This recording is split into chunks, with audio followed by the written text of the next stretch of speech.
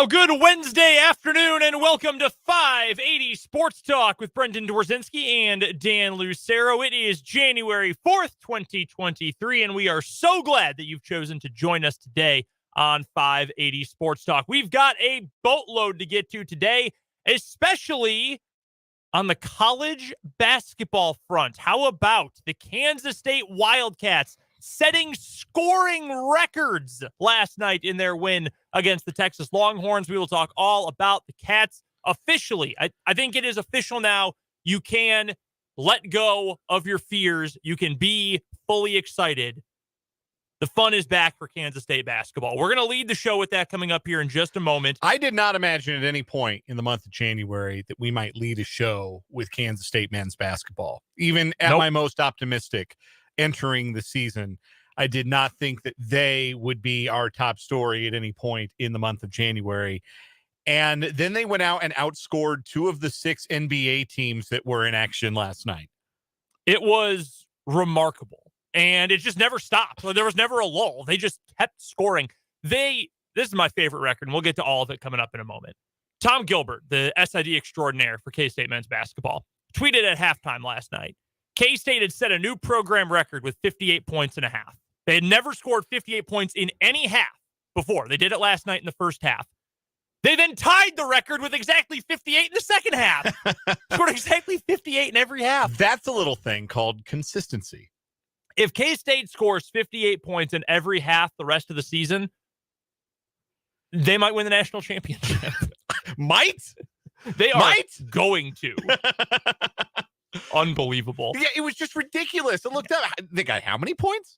And you figured like, okay, water will find its level, as Bill Self always said, and this game will cool off. And, obviously really high scoring, but in K-State probably finish in the mid-80s. They scored 116 points.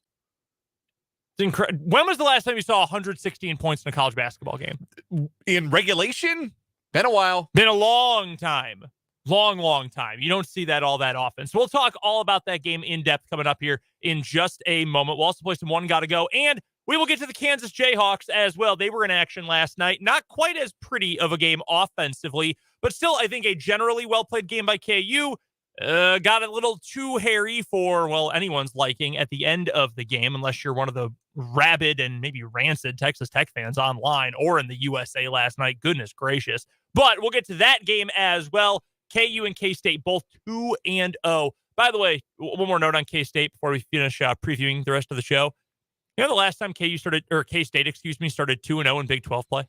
It's been a minute. Was it Weber's first year? Bruce Weber's second season, 13-14. That's the last time K-State started 2-0 in Big 12 play. And they may very well be it may very well be that after tonight, Kansas and Kansas State are the only unbeaten teams standing in the Big 12 because TCU's got Baylor. Iowa State's got Oklahoma. Those games could go either way. And we could see only 2-0 teams through the start of Big 12 play, and they could both be right here in the cradle of hoops. It is the state of basketball. Right now, it absolutely, undoubtedly is. None of these programs lost to Rutgers. Sorry, Indiana. Also sorry to Purdue. Purdue, yeah. The state of Indiana, but they specifically both got Rutgers. Did Indiana lose to Rutgers? Yes. Yeah, I guess they did, didn't they? Yeah, wow. They sure did. Yeah. 49 other states, it's just basketball, and then there's Kansas. Also, coming up today, we've got the latest on what's going on with Damar Hamlin in Cincinnati. I think extremely cautious optimism is maybe a good way to put it. It sounds like there's been some positive development, but his status is still critical. He is not responding. He is still sedated. So we'll get to the latest on that. The NFL's most likely contingency plan this way forward. Plus, the Chiefs got some good news on the injury front today. What does it mean for this game against the Raiders coming up on Saturday? They're playing Saturday afternoon. By the way, we know who's broadcasting the game on Saturday in terms of the broadcast crew. We've got plenty to get to coming up on the Chiefs front later on the show today. Tim Fitzgerald is going to join us for the Azure Credit Union Wildcat wrap-up. Dan, you're going to take a look at some of the general weirdness of college basketball this year. We've got plenty of headlines to get to, so much coming up on 580 Sports Talk today. Didn't even mention What Is Wrong With You. You know that's coming up at 4:20 today. You can hit us up with any of your thoughts on what we're talking about today on the Big O Tires text line. 785-272-9429 is the text line number. You can, of course, find us on YouTube. Sports on 580 WIBW is our YouTube channel. Or if you don't want to go all the way to YouTube, just head to our website, 580WIBW.com. Right there in the front of the website, very top post on the website right now is a link to the YouTube video. It is playing, it is streaming right now, and that is another way that you can watch us. The comment section is open on YouTube if you want to chime in today. And a point about K-State, and why don't we just jump right into it with this from Barbara in the YouTube comments. She says, I kept thinking I was hearing the score wrong in the first half. Wyatt was so excited on the radio broadcast, which, of course, you heard right here on 580 WIBW last night. I did not think we were going to see that out of K-State. Frankly, ever. Not that I didn't think they'd at some point become very good offensively, but just you don't see 116 points all that often, period, let alone in regulation. Great comparison. One of the best college basketball games of the last decade, maybe one of the best in Kansas history. Triple overtime against Oklahoma in 2016. We all remember that. In fact, that was today in 2016. 7 years ago today. One of the best games in Big 12 history, bar none. I believe the final score was, 104-102 in 3 overtimes? I think that's right. 104, 103, something like that. It took 15 extra minutes, and that was an incredibly played game. Great offensive and defensive performances.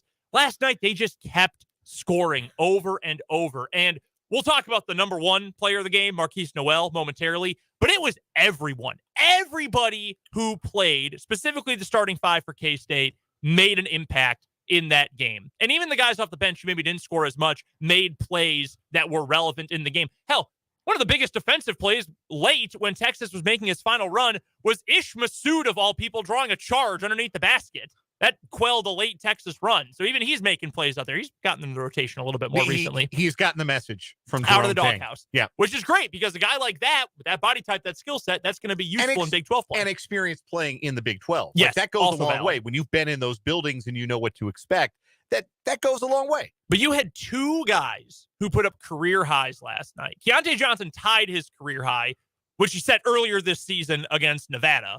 And Marquise Noel set a new career high with 36 points. Here's a trivia question for you. Marquise Noel, his first ever game in college basketball when he played at Little Rock, he set his career high, 34 points. He had never scored more than that until last night. Do you know who Little Rock played in that game? I do not. Southeast Oklahoma State. Here's a fun fact for you. Answer that at the Savage Storm. Yes. Word to Dennis Rodman. If you're ever playing trivia at Tanner's in Manhattan sometime, pull that one out. Maybe it'll help you out. I mean, those 2 specifically were great. And again, we'll get to Marquise more momentarily. But the fact that it was those guys and Bebe Easiola. Bebe Easiola, excuse me. I knew I had gotten something You dropped a syllable. That's okay. It happens all the time. Bebe Easiola. You had Cam Carter came up with a few big plays. Had the big 3-pointer as well. I mean, all these guys, and I know I'm leaving some out, but all of these guys made an impact in the game. And I think that was one of the big worries at the start of the season after we said, hey, this team's really athletic. This team likes to play fast. Maybe the offense isn't quite there, but the defensive pressure is good. We knew Keontae Johnson was a really good player, an all-America caliber player, certainly an all-conference caliber player. And we knew that at the best moments, Noel could be a really good offensive player too, at his best. But could other guys factor in? How quickly could these guys gel together? Is it going to be Keontae Johnson and the Pips, or are they going to be able to play offensively as a cohesive unit? And I think last night against one of the best teams in the country, top 6 in the country, even without their head coach, they went out and they just rolled over them. They gave up 103 points defensively and won by 13. That's remarkable. And yeah, there's probably some criticism to be laid toward the defense. That'll keep Jerome Tang up. He said him up a little bit. He's like, hey, for defensive-minded coaches like myself, that game was a headache, but it was also, a fun game to be a part of. The crowd was into it. I mean, that's even if there's a lot to go back to in terms of going to the drawing board for the defense, to see the offense click like that, I think that's the most encouraging part of the season all year up to this point. When you're this good in transition and you make enough shots, and they shot the crap out of the ball from 3 last night, then it doesn't matter if your half-court sets aren't always the smoothest. That was one of my big concerns is if the game gets bogged down, if they get into a half court against a really good defensive team, and they're going to see better defensive teams than Texas as we go along in Big 12 play. You're going to have to score in the half court against Kansas. You're going to have to score in the half court against Texas Tech. One way you do that is by shooting the ball over the top of the defense and hitting some shots. And goodness knows they did that at a very high level last night. But they're not just like capable in transition. They're awesome in transition. They're a highlight reel in transition. When they get out off of a missed shot, and there weren't a lot of those last night, when they get out of a missed shot or a turnover and they run, they finish. And the unselfishness of this Kansas State team is something that has really stood out to me. Marquise Noel last year sharing a backcourt with Nigel Pack. Nigel Pack was the scorer of that duo. And it felt with Noel, he averaged like 3.5 assists per game, which is not terrible for a number 2 guard, not your lead guard in the Big 12. But certainly there was an element with Noel, I felt watching him, that he was hunting his own offense a little bit. Maybe he felt like he had to do that because Pack was getting his, and Pack wasn't necessarily a distributor. And I wondered with Noel if by becoming the lead guard, which he is on this team, was he going to be able to balance the scoring that he could bring, the slashing and the 3-point shooting with the need to distribute and get everybody involved? He had 9 assists last night. He has more than doubled his assists per game. He's up over 8 assists per game this year. He is playing like the best point guard in the conference right now, putting up just preposterous numbers in these first 2 Big 12 games. He has figured it out. He is playing with a ton of confidence, a ton of belief, and you can see how that rubs off on the guys around him. That was one of my big concerns about Kansas State. Noel as lead guard, Noel as distributor. Was he going to be able to find a balance? He has absolutely found the balance. Another one of my concerns about Kansas State entering the year was the 5. Were they going to get capable post play? They have not gotten capable, reliable play from a center since McColmey Ween forgot how to play basketball between his junior and senior seasons. Bebe Iziola has played really well in these first 2 Big 12 games. He's come back from injury, and he has shown the ability to score around the basket enough. I mean, he doesn't need to be a double-digit scorer every night. He had, I think, 10 last night. He doesn't need to be that every night. He just has to make it so he's enough of a threat that you're not playing 4-on-5 on offense when you have to play Iziola. Because they're going to be big teams. West Virginia had the big kid, Johnny Bell. When you play TCU, they got their big kid whose name is escaping me. What is his name? Lampkin. Is it Lampkin? Yeah. Yeah. So the big boy. Yeah. Like Texas Tech, where they got O'Banner and Bacho, you're going to need to play a true 5 for stretches. You're not just going to be able to rotate Gasson when he gets healthy and Tomlin at the 5. You're going to need some real center minutes. And Bebe is a veteran. He's played at the highest level of college basketball. And he has been capable enough offensively that you don't feel like you felt last year when they had to run Eziagu or Bradford out there that, well, okay, they're playing them because you need to match up big on big, but those guys aren't going to give you anything. Those guys aren't going to score. They're not real offensive threats. So you're playing with one fewer offensive player, essentially. K-State's not playing any 4-on-5 minutes right now. I really believe that they've got a scoring threat on the floor in every possible lineup configuration. Which leaves me with one last concern that I had about Kansas State before I bought all the way in on them. And this is entirely valid, but also entirely out of their hands. They needed to beat somebody good. And with all due respect to LSU, gave Kentucky a scare last night and looks like they'll have a decent year in the SEC. It was not exactly Murderer's Row of a non-conference schedule. They lost to a Butler team that isn't real good. They hadn't had that signature win, that performance, that win that says we demand to be taken seriously. It's a reason that the AP voters haven't put them in the top 25 yet, why they keep being on that periphery. Keywords yet, though. Yes, it's coming because they just beat 2 top 20 Ken Pom teams.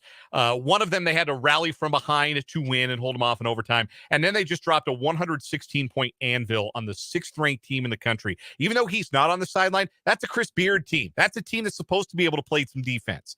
And Kansas State scored 116 points. I am no longer holding back. Whatever stock you have to sell me in K-State basketball, I am buying. I am in. It is a bull market. I am bullish on K-State basketball. They feel to me like an NCAA tournament team with a big three in Noel, Johnson, and Tomlin. That's as good as anybody else's best three players in the conference. I was mostly, more than anything, just worried about what the process of gelling together would look like. And I think we have seen what it can be and the direction it is trending in, which should, if you're a K-State fan, have you thrilled. And if you are a fan of any other team in the Big 12, should have you punching air right now. Not necessarily because I think K-State is suddenly the best team in the league and, oh my God, they're going to be a nightmare. Every single team in the Big 12 is a nightmare to play. Every single one. After last night's games, okay? After KU versus Texas Tech, after K-State versus Texas, all the action from last night, every single team in the Big 12 is in the top 40 in the KenPom rankings. Yeah, everyone. KenPom, if you're not familiar with, I mean, we talk about it all the time, especially college basketball people are familiar enough with it that we just use it as shorthand, but it's one predictive model and ranking for college basketball teams. Takes a bunch of different factors into account. You can find deeper explanations online that will sound better when you read them than me trying to explain it to you over the radio. But the point is, it's one of the more generally accepted ways to view the quality of college basketball teams as they currently stand, given what the rest of their schedule looks like and given how they have performed so far this year. And every single team in the Big 12 is in the top 40. There are 363 teams in Division I. Every single one of them is ranked by Ken Pomeroy, and every single Big 12 team is in the top 40, which, by the way, doing some real quick math, that's in the top 11% of college basketball. 363 teams. The worst one in the league is still in the top 11%. By the way, and just to back it up, the folks over at Stats Inc., Stats Perform, they have a similar metric. It's not exactly the same as KenPom, but I do know that a lot of what goes into it is similar. Every Big 12 team is in the top 40 there too. This is not just right now the best conference in college basketball. We are on the precipice, if not already there, of right now having the best conference in the history of college basketball. Yeah. That's how good this is. And to have K-State now be in the mix from, dang, they might be nasty to, oh my God, they are a 6 seed or a 5 seed in the NCAA tournament. That's terrifying. This was a team that I think everybody, and certainly the preseason poll, picked to finish last in the Big 12. This was the last place team. And they're one of two 2-0s sitting here after, could as many as 4, as few as 2, 2-0 teams, the first couple of rounds of Big 12 play. And it does not in any way appear an accident. I mean, they beat the team that was number 20 in the KenPom in West Virginia, and they beat another top 10 KenPom team in Texas last night. That has jumped K-State 21 places in that particular ranking. They were 52nd in the country starting Big 12 play. They're up to number 31 now. Like, it is truly remarkable. And it's not just that they've done it. It's one thing to go and win these games. They're winning with style. They're winning with panache. They're winning in a way that people want to come and watch. They're winning in a way that made people try and pirate a stream of the Longhorn Network last night. Yeah. They're winning in a way people want to see this basketball team. People want to embrace this basketball team. That's the coolest thing about it, is we went from people just being over it with K-State basketball last year. Like, that team made a push, like a sincere push in an NCAA tournament berth, until about the last 2-3 weeks of Big 12 play when they started to stumble and it became clear they weren't going to make the tourney. But there was a moment there, right? Like, they played Kansas tough and had the big lead at halftime, and they had a couple of nice wins. There was a moment there where it felt like maybe there's something to rally around with this Kansas State team. It was a very fleeting moment. And even in that moment, you had a lot of people say, yeah, so what? We're tired of this. We're fed up with this. What Kansas State basketball is, the way that they play, the vibes, for lack of a better way to put it, around K-State basketball were just bad vibes last year. And I don't know that there is a program that has gotten a fresher coat of paint on it in all of college basketball this year than Kansas State. They went and dropped 116 points and then posted a video of their players eating at Voodoo Donuts in Austin last night on their Twitter account. They went out and got donuts after they put 116 points on Texas's head in Texas in the Lavenders. Are there better vibes in college basketball than what Kansas State has going on right now? Probably not. Honestly.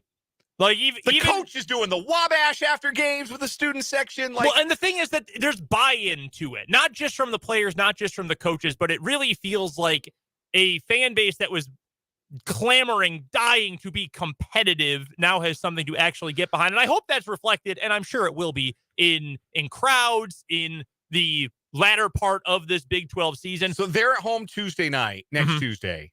And then I think they're back on the road Saturday. But their first game with the students back is January 17th. You know who comes to Bramlage Coliseum that night? I bet you do. That is the Kansas Jayhawks. Ooh, buddy. It's gonna feel like old times in that building. It's gonna feel like the best of the best Doom years in that building that night.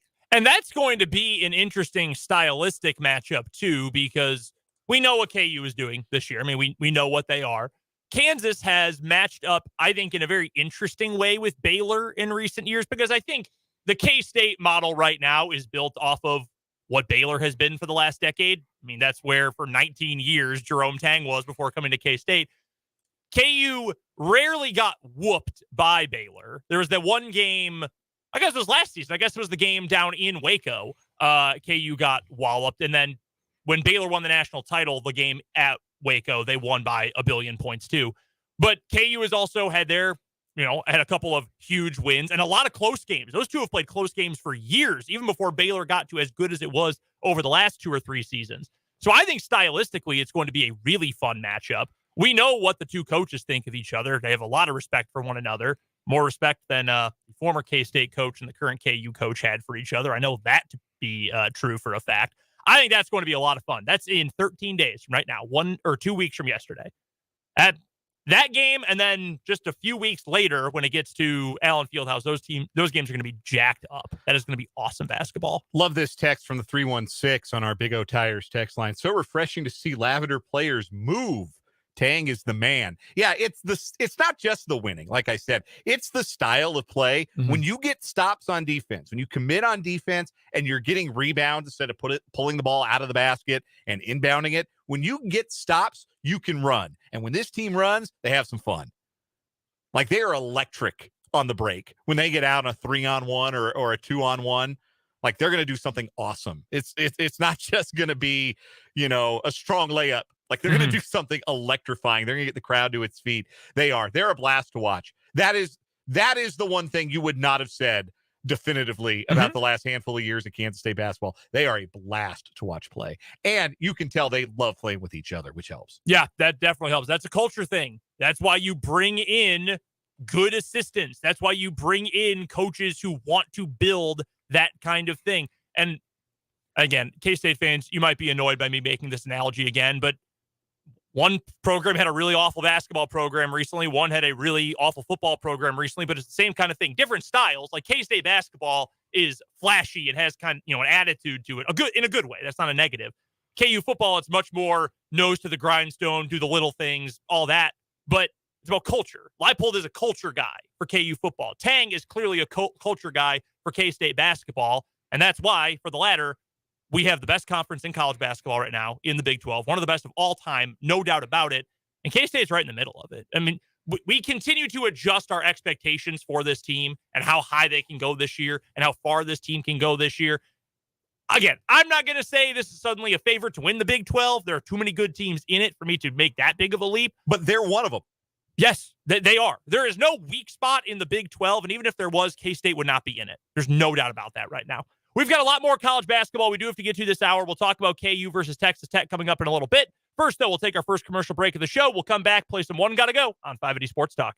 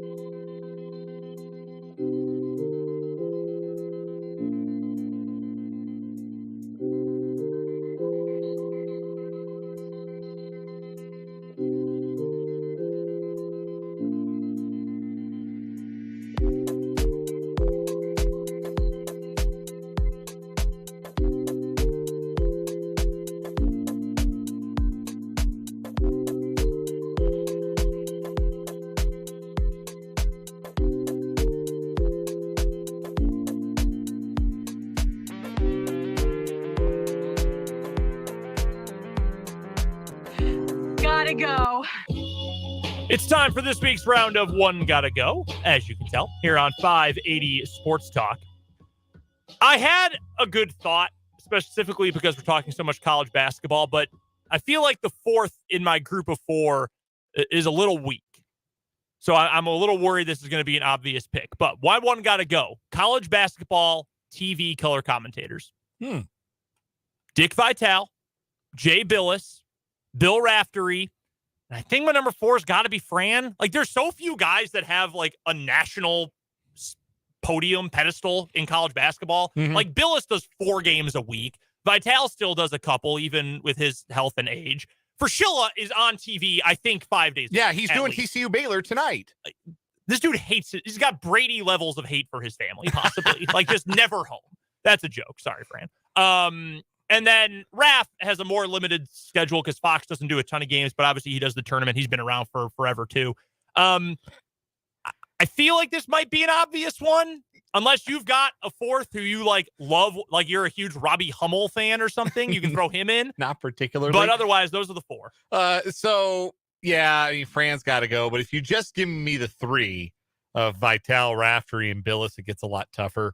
I am on record. And this is a very pro Dick Vitale program because I think you have shared these sentiments as well. That the one thing you cannot say about Dick Vitale is that he's faking or putting on any of this. It's not shtick. I think he genuinely loves college basketball and the people in it and the people around it and the fans and the institutions of college basketball. I think he loves them more than anybody else has ever loved them. And I think that comes through on the broadcast. So you're going to get a ton of X's and O's from him at this stage in his career. No, you're not.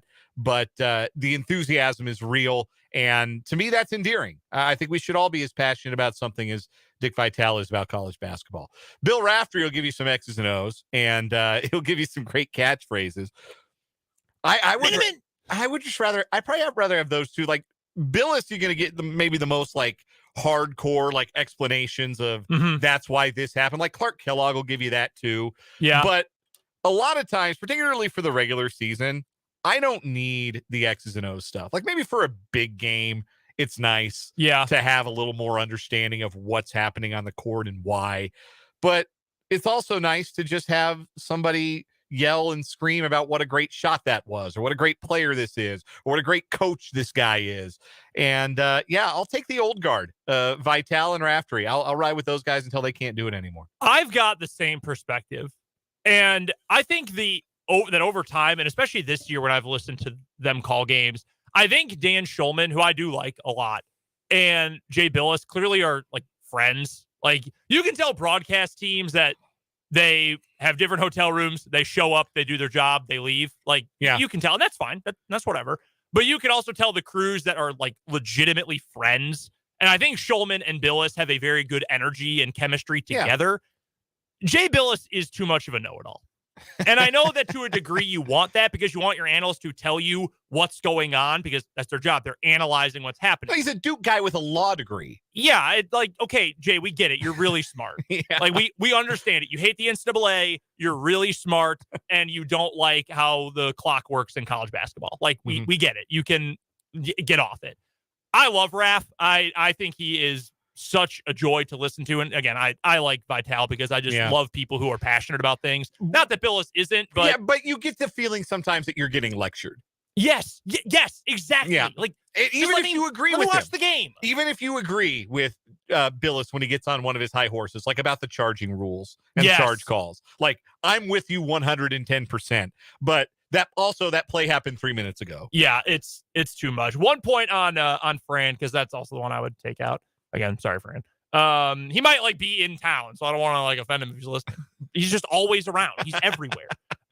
Someone from the 785 on the Big O Tires text line says, why does he dislike KU? I'm assuming that's about Fran. I've got a hot take among KU fans. I genuinely don't think he, like, hates Kansas. I think it's a matter, and I genuinely mean that. I don't love Fran's stuff, but I think he's fine. He clearly knows what he's talking about most of the time. I think he has seen so many Kansas basketball games and has spent so much time around Bill Self. He just has a higher standard for Kansas basketball than he does other teams, even in a league as good as the Big 12. So when it's not perfect, I think he's just harder on them. I don't think he hates KU. I really don't. That's fair. That's a fair way to look at it.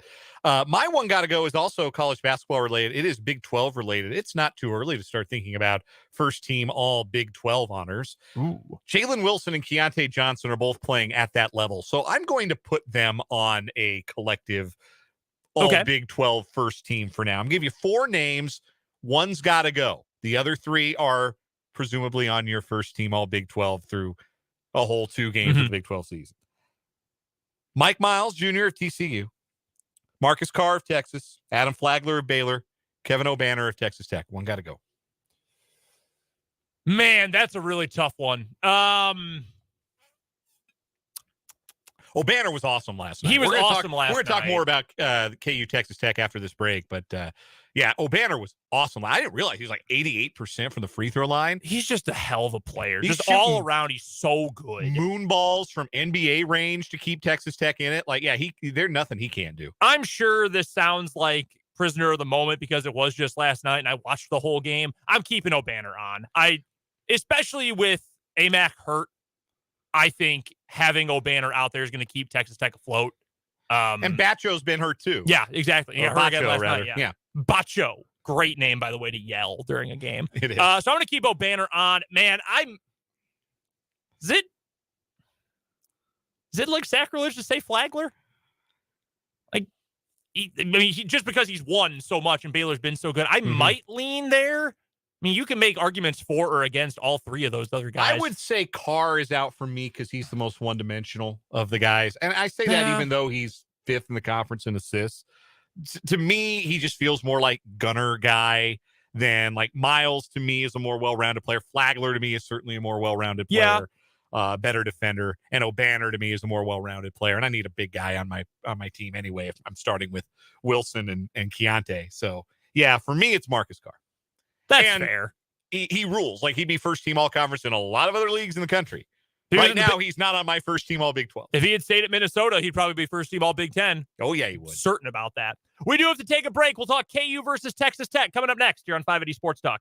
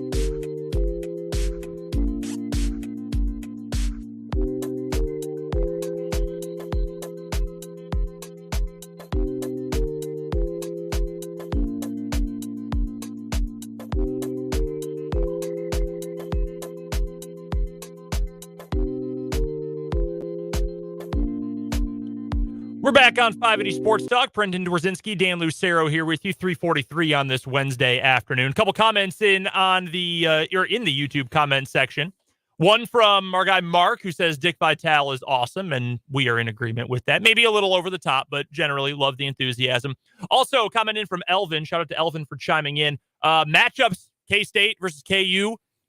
Pretty fascinating. Yeah, we assume the typo there is meant to be K-State. Otherwise, maybe he would like to know who would win in a match of karate between Keontae Johnson and Jalen Wilson, which I don't know, maybe halftime and bring out some mats and you get an exhibition in. But yeah, I mean, Noel versus Harris, Tomlin versus Dick. I mean, Johnson versus Wilton. These are fun matchups. This is the most hyped up K-State game certainly since 2019 at Bramlage. Elvin also says Marquise Noel's better than Marcus Carr, and it's not close. And boy, last night would make that really hard to argue. Yeah. I mean, 36 points and 9 assists is preposterous. It is. For a college basketball. So is 116 points overall. For a college basketball stat line. Just an awesome night for Marquise Noel. The way he's developed and grown confidence as a player this season has been really awesome to watch. As for the KU game last night, Kansas defeats Texas Tech 75-72. And I thought the first half was really good for KU. Got a 7-point lead going into the break. Had maybe not the best start of the game for Grady Dick and for Kevin McCullough, but generally speaking, I thought it was a pretty good half. Most of the second half went pretty well. And then Texas Tech went on a 10-1 run out of nowhere in an instant and got it down to a 1-point game. Or I guess it was a 12-1 run. Got it down to a 1-point game a couple of times in the final minute and a half. And I think KU deserves credit for holding up defensively at the end of the game. I don't want to hear complaints from Texas Tech fans or otherwise about officiating. Texas Tech got called for 6 fouls in 40 minutes. I do not want to hear a word about swallowing the whistle on the last play of the game. When, by the way, Pop Isaacs just fell. Like, I didn't even think there was a foul. He just fell. It did look like Jalen Wilson maybe tackled Daniel Bacho there a little bit, but I'm okay with letting him play off the ball. I agree. And again, they weren't calling anything all game. KU didn't get called for that many fouls. They weren't calling anything all game. KJ got fouled on the dunk, too, on the other end. Like, fouled hard by Bacho, and they didn't call anything. There was also, at one point, going to be a charge call early in the second half. The one official started to signal it. Yes, I saw that, too. Stopped. He put his arms out to call the charge, whistle in mouth. Yes. And then just stopped and let the play continue. And Texas Tech scored on that play. Yeah, I thought I saw that too. I'm so glad I'm not going crazy. So again, I'm not a complainer about officials. Like, bad calls, get them right. But look, officials are bad everywhere. I don't get worried about that. So I think KU deserves credit for holding up defensively at the end of the game. I think Kevin McCullough, who had a very down offensive night, coming out, hitting a big basket late to get the lead back to 3, that was obviously significant. I want to see a full 40 because now 2 Big 12 games, KU really only played like 15 minutes against Oklahoma State. Still won, which is good to do that at home. And then you played most of the game, like 35 minutes against Tech, but you got to hold on late because against a team like that in this conference, they're going to scrap and they're going to fight, and you cannot get away with making those mistakes over and over and over again. So that's the one biggest concern coming out of that. But overall, I mean, Jalen Wilson did his thing. There was some gambling drama with our friends at FanDuel last night. That got sorted out, though. Shout out to FanDuel. DeJuan Harris went 5 for 5 from 3.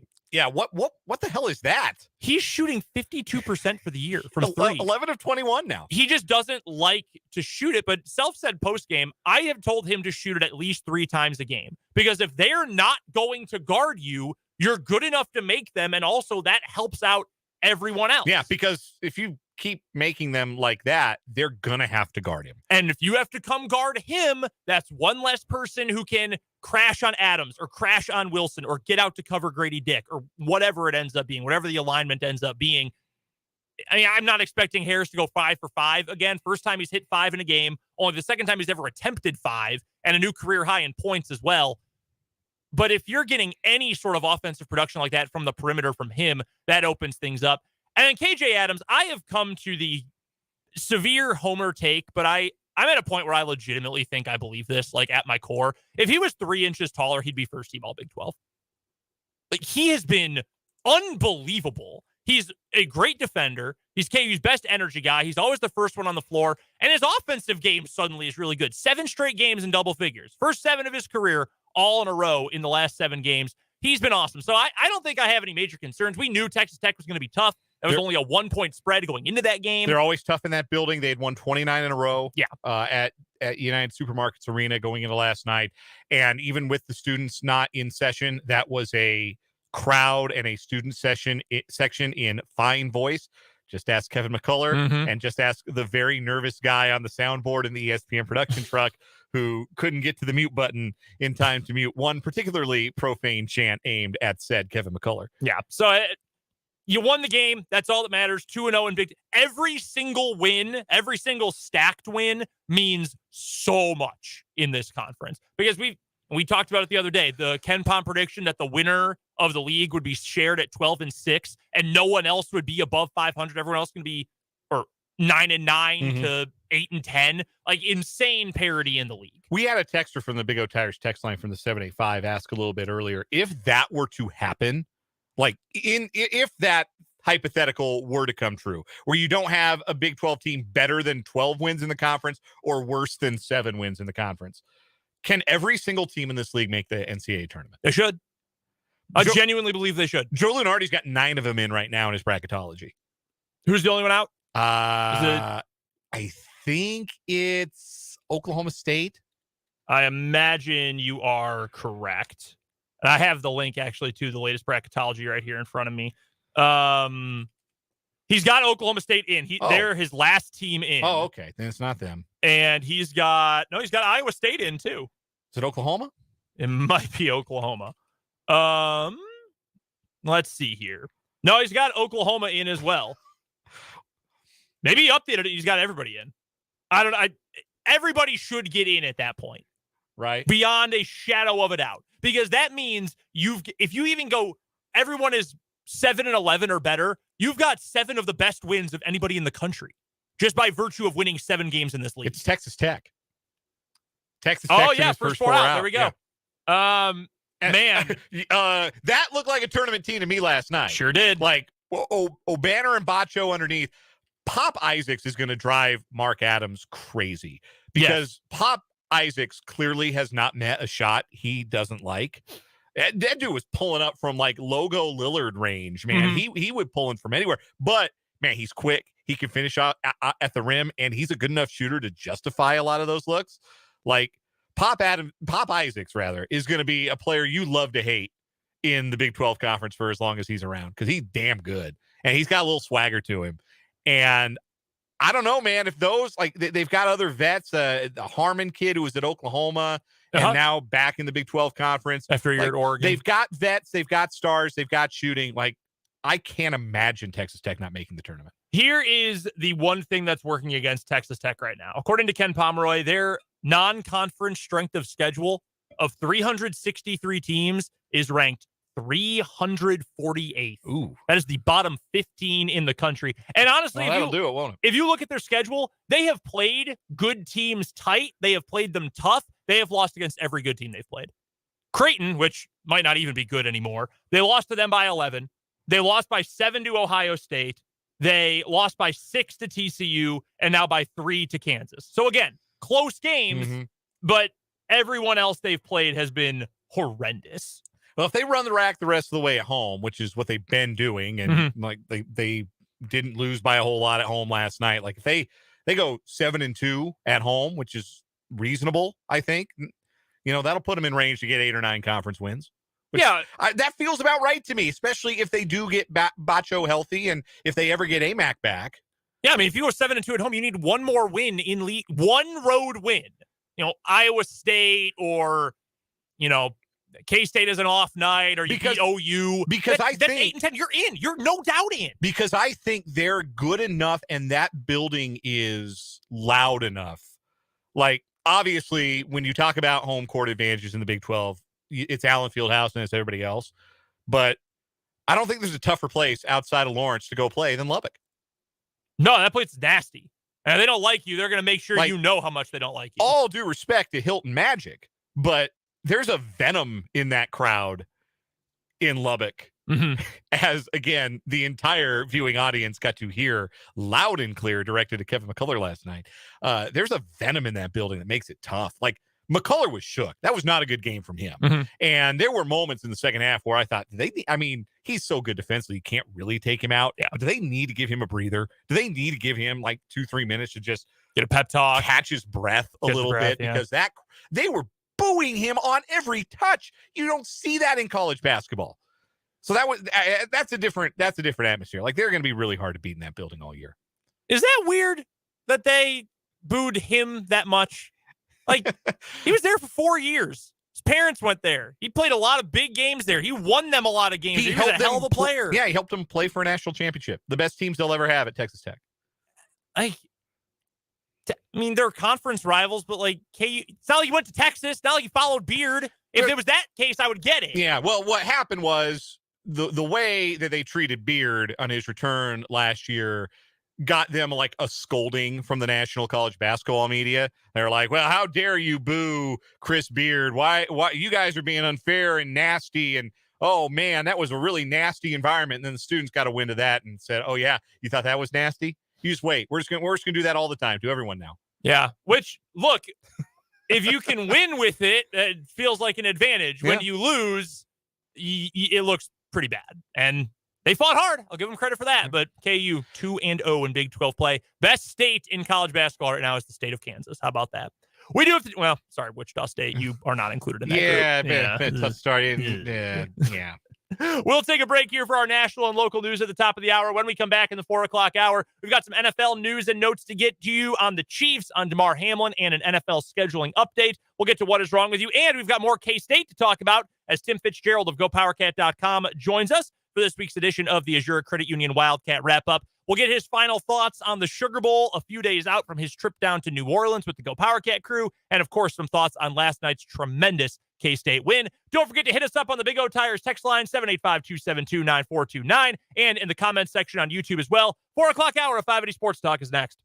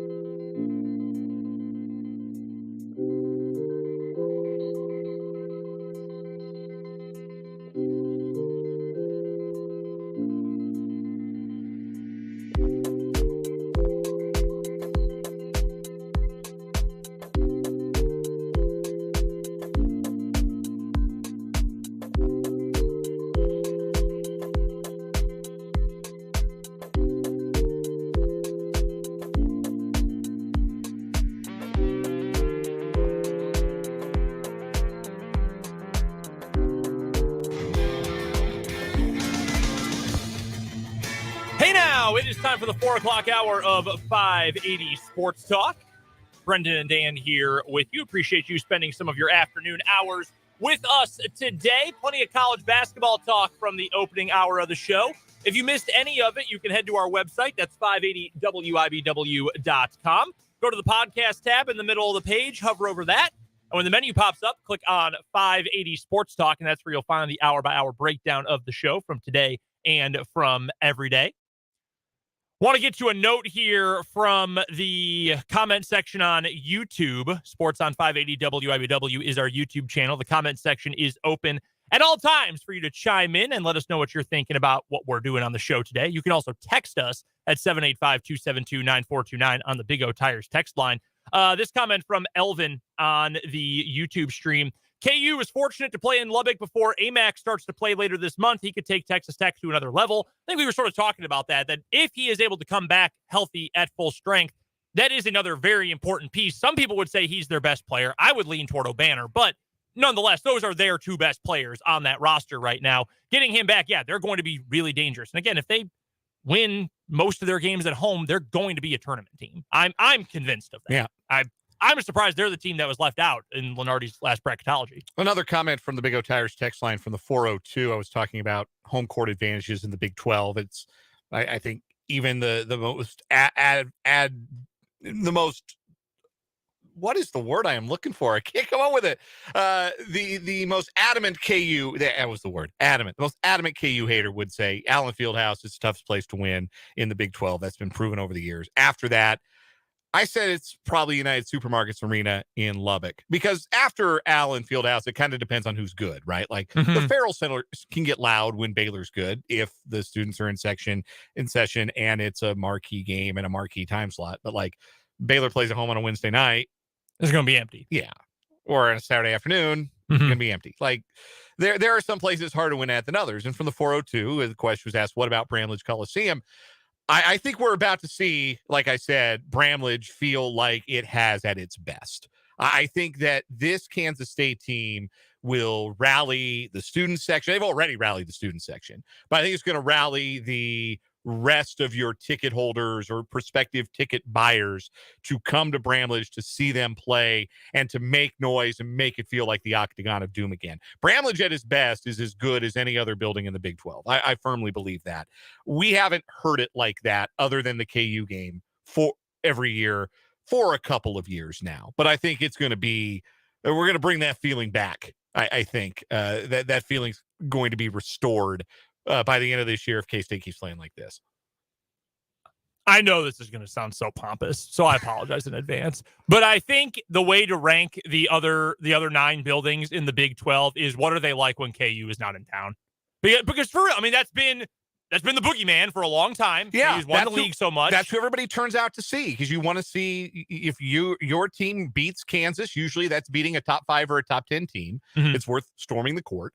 Because, what the Farrell Center, it sells out when KU's not. I remember I tried to go when I was in Austin last year for that game. I was on my bachelor party. We thought, let's go to the game. No, we were not affording tickets to make the 90-minute drive for that game. Like, they'll show out. Hilton Magic is that it comes out far more often when the team in crimson and blue goes to Ames than like Texas Tech.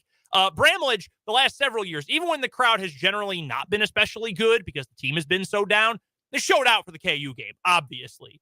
But like when Oklahoma goes to Manhattan this year, what's the crowd going to look like? I happen to think it's going to be pretty good. Yeah, because I think the fans have been ready for this. I think they've been prepared to give their time and energy and money, frankly, to the program. They just wanted it to be competitive again. And I think it's there. And what makes it fearsome, what makes any of those buildings fearsome, is the presence of the students, and they're already bought in. Yes. Like, Jerome Tang and this basketball team do not have to do any more sales to the student body at Kansas State. There are going to be lines. There are going to be people turned away. Like there's already tremendous buy-in from the student section at Bramlage Coliseum, and it will be cool to see the buy-in for everybody else kind of match that as we go. K-State should be the model for every team that is in a down period right now that's trying to bring it back is maybe struggling with attendance or struggling with buy-in or the attention span of its followers.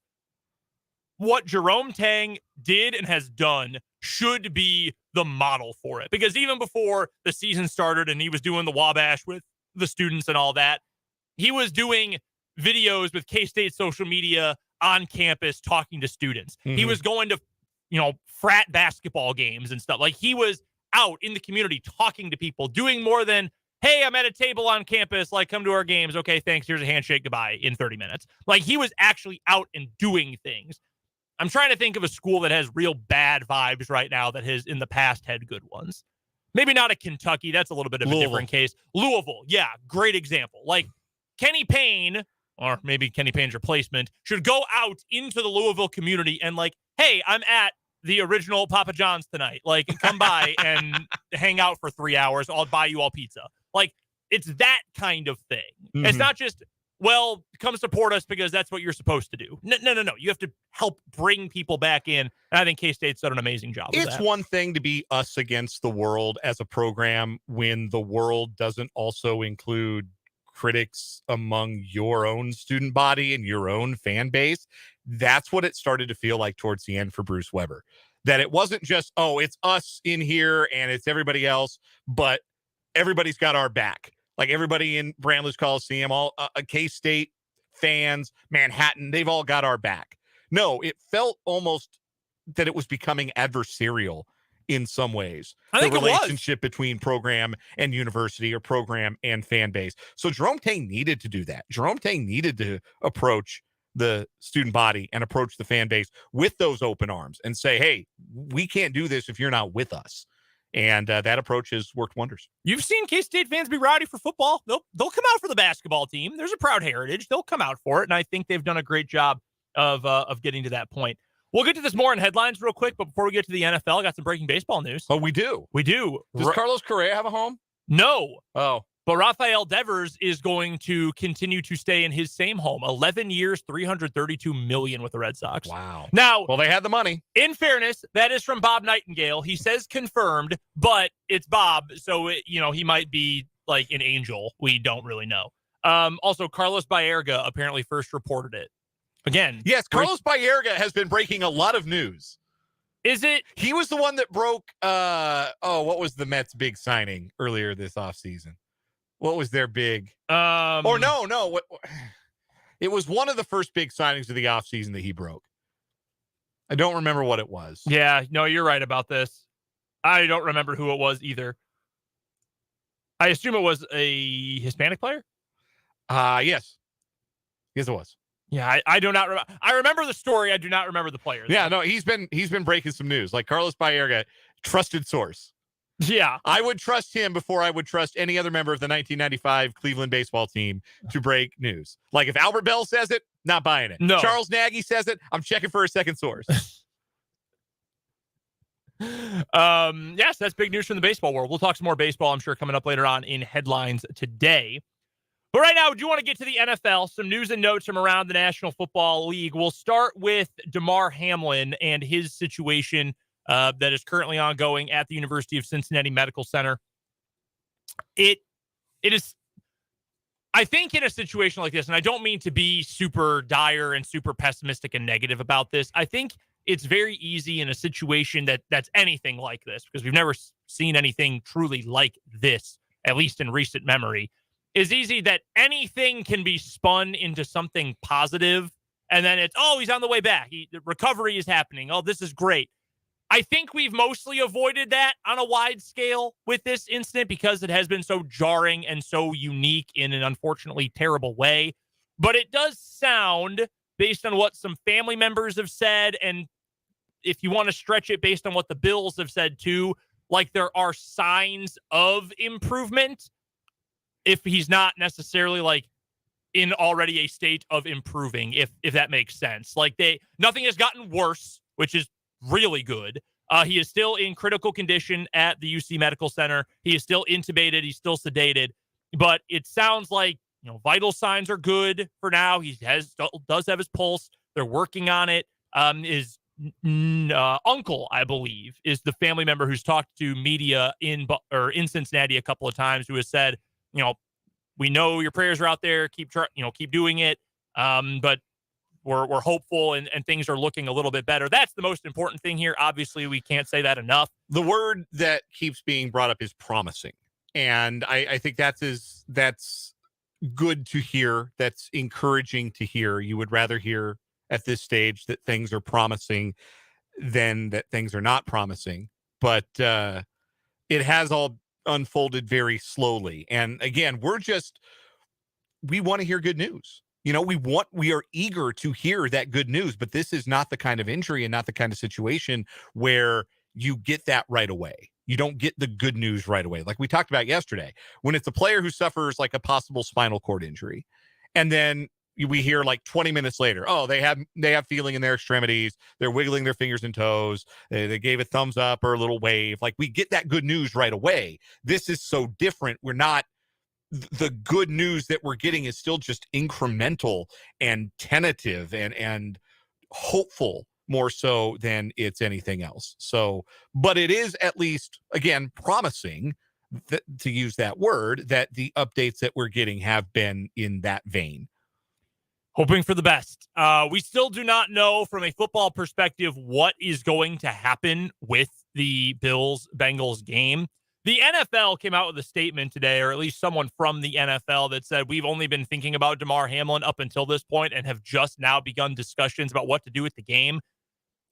I honestly find that kind of hard to believe, not to be cynical and say that they haven't been thinking about Damar Hamlin, but I mean, this is a massive piece of business for the league. I would imagine they've been talking about it from the very beginning.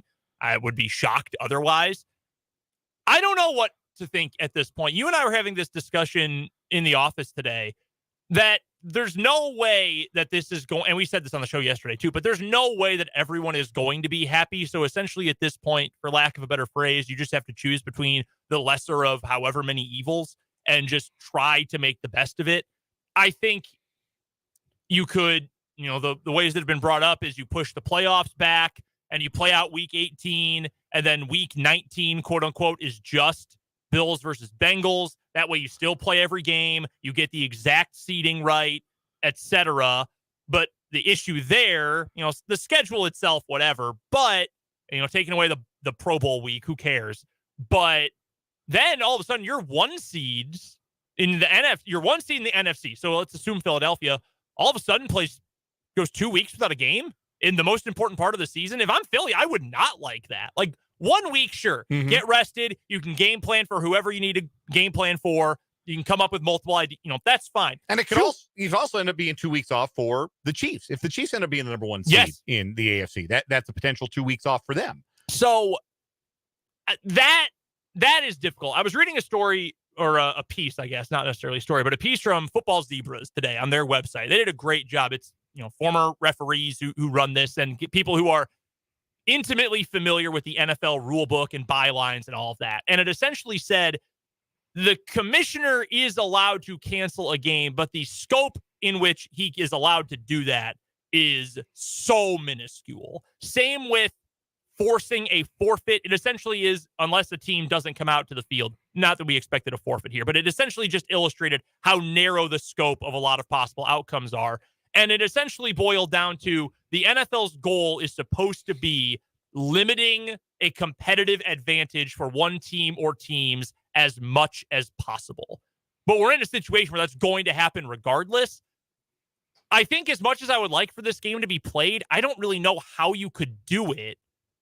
So I think at this point, as much as it would suck for seeding for Buffalo and for Cincinnati to a degree, I think you kind of have to say you just make it a tie, at least in my mind. A tie or no contest. And either outcome makes it less likely that the Bills end up the number one seed in the AFC at the end of the day, because should the Chiefs win on Saturday, they would finish their season at 14-3, whereas in a scenario with a no contest, the best the Bills could do would be 13-3, which is half a game behind, or 13-3-1 in the event of a tie, which would be, again, half a game behind what Kansas City accomplished. And that's tough, because you've taken the destiny that Buffalo once controlled for the number one seed out of their hands a little bit.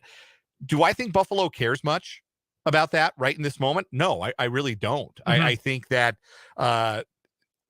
we think about that, and the broader NFL public can think about that, because I mean, it is important for those stakes and what is on the line. But at the end of the day, I would think it would be hard for Buffalo to return to Cincinnati, to return to the place where that happened, where they experienced collectively as a team the trauma of seeing one of their own fight for his life on the field, and go try and play that game. I think that would be extremely difficult. And at the very least, a scenario in which you award a tie, then Buffalo, I think, would be the number 2 seed in the AFC and would not have to go to Cincinnati to play a playoff game. And maybe that's a fair outcome in some ways. There is not going to be a resolution to this that is as clean as if it had been resolved on the field in time. And I think that as soon as everybody accepts that, then I think there will be an eagerness and a willingness on all sides to be okay with whatever happens, even if it is, 2 weeks off for the number 1 seeds. Or I saw one proposal that suggested that week 19, such as it is, or would be, you'd have the Bills-Bengals play and you'd have the NFC postseason. You'd have wildcard weekend for the NFC on that first playoff weekend, and then all the AFC games would be the next weekend. Then you'd go divisional round, championship week, Super Bowl the next 3 weeks after that. There's also, and this was outlined by that same Football Zebras piece, and if you want to go to their website, I think it was very informative and very insightful, and I don't think this is necessarily realistic, is you play out Week 18 and you don't make a determination on moving any other games until every game from Week 18 is done. Because in theory, if the Chiefs win, if the Bengals win, and if the Patriots beat the Bills, which is unlikely, but I guess could happen, then Bills-Bengals doesn't end up meaning anything because those two teams are locked into 2 and 3. And at that point, okay, Bills, you get it. Like, it really does not matter much at this point, unless, to your point, maybe you do a solid for the Bills and say you don't have to go back to Cincinnati, which you could certainly understand. I think that makes sense. Like, the logic is there for doing that plan. But by the same token, I don't think it makes a lot of sense for the NFL to say we're just not going to know when the playoffs will start until after this week. Yeah. That doesn't make much sense. No, I don't think you can do that. I don't think that's a fair situation to put, you want to inconvenience, like you said, the fewest teams. If you don't tell teams when the playoffs are going to start, you're inconveniencing your entire 14-team playoff field at that point. And the people who are sending money to you as well, the networks and the fans and all of that too. It sounds like, based on something I saw today, I wish I could give the source. I'm sorry I can't, but I did see that within the next couple of days, it is expected. I mean, within the next few days, we hit Saturday football. We get Chiefs versus Week 18 starts Raiders Saturday afternoon. They're going to have something figured out before then. That is going to be fascinating what ends up happening with that game. I have no idea what it'll be. And look, I mean, there have been a lot of teams that, didn't practice yesterday. The Bills haven't really taken a practice field. They had a walkthrough today. Like, how prepared are they going to be to play on this Sunday? Like, I can't imagine mentally and physically. Like, there are going to be some ripple effects, both intentional in a sense, based on whatever decision the NFL makes, and unintentional that impact the entire Week 18 of the season. Do want to get to a couple quick notes on the Kansas City Chiefs. Health-wise, it seems like things are going okay for Kansas City today. Some positive news for L'Jarius Sneed, Joe Thuney, and McCole Hardman got activated to the 53-man roster. Initially, I saw some tweets that made it sound like it was sort of up in the air, but then it sort of sounded like, okay, they will do it, but maybe he's not going to be able to go right away. I think this was smart. Even if you don't know if you can get him this week, even if you don't know if you can get him, through the first weekend, we don't know if he can be back for the wild card round, but he probably could for the divisional. You had to bring him back. Just deactivate him. That's one roster spot in the grand scheme of things is going to be okay. It was Jaron Christian's roster spot.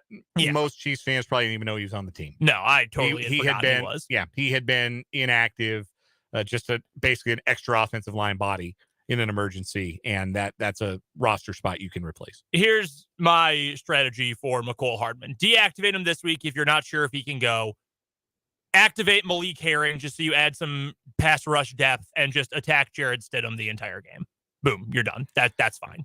The other interesting injury note from today's Chiefs practice is that Harrison Butker didn't go, and he's dealing with some back spasms to the point where Andy Reid said there's a possibility they might have to have another kicker on standby for Saturday.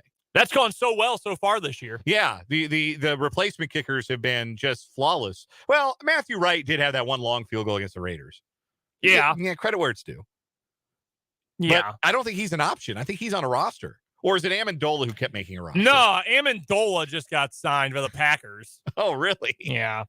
It's not I don't think it's because they're worried about Crosby kicking field goals. I think it's for kickoffs. Because the Packers signed Ramiz Ahmed, who had been with the Packers in training camp. They re-signed him to their practice squad this past week and elevated him for the game because they said, hey, cold weather, Crosby's kickoffs don't go very deep anymore. We're going to just have this kid kick off. Crosby, you handle the rest. He pulled his groin in warmups and got deactivated. So Crosby had to kick off anyway. Yeah, man. I mean, I don't think there's many options out there. Matthew Wright is out there, I think. And it'd probably be him, familiarity, if nothing else. Did Gabe Burkich end up anywhere? He was really good at Oklahoma. He kicked for the Packers in the preseason and was awful. No, he's with Minnesota now. Vikings signed him. Yeah, well, if you're going to elevate somebody to your 53, you can sign somebody off the practice squad, I think is how that goes. Yeah, that's true. You could also just have Reed do it. Yeah, Justin Reed kick extra points, and he's don't kick field goals. Go for it. What a cursed year for Justin Reed. Or not for Justin Reed, for Harrison Butker. Yeah, no joke. Yikes. We're going to take a quick time out here on 580 Sports Talk. We'll come back, play What Is Wrong With You here on the program. People of the world.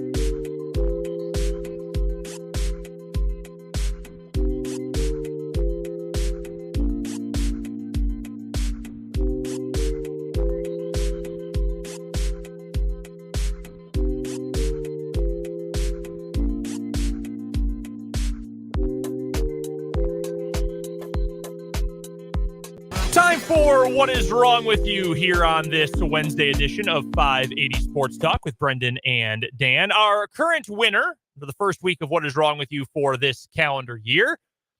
Dan, this was your story yesterday. Some burglars needed some help moving some moving some goods, moving some furniture. Yes, that wasn't theirs.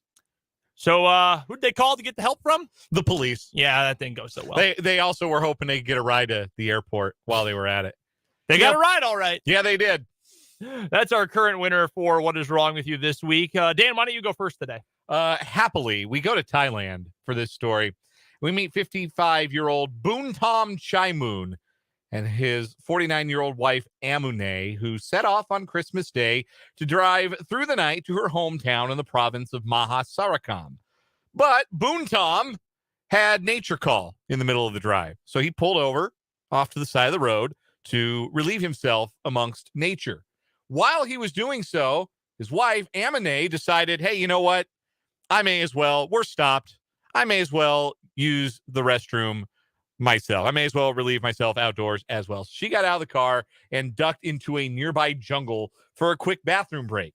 When she returned to the road, she couldn't find the car.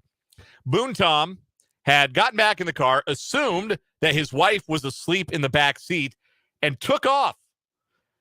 The wife had no money or phone and had to walk 13 miles into the center of Kabin Buri to find a police station around 5 a.m. and ask for help. She pleaded with police to help her find her husband, but she did not know his number by heart. They were unable to locate him. They rang her phone 20 times, but Boontom never noticed that his wife's phone was ringing as he drove onwards, blissfully unaware of the panic he had caused. By the time the driver realized his error, he was 100 miles away and had to turn around to collect her. He believed she was sleeping in the back seat and just took off.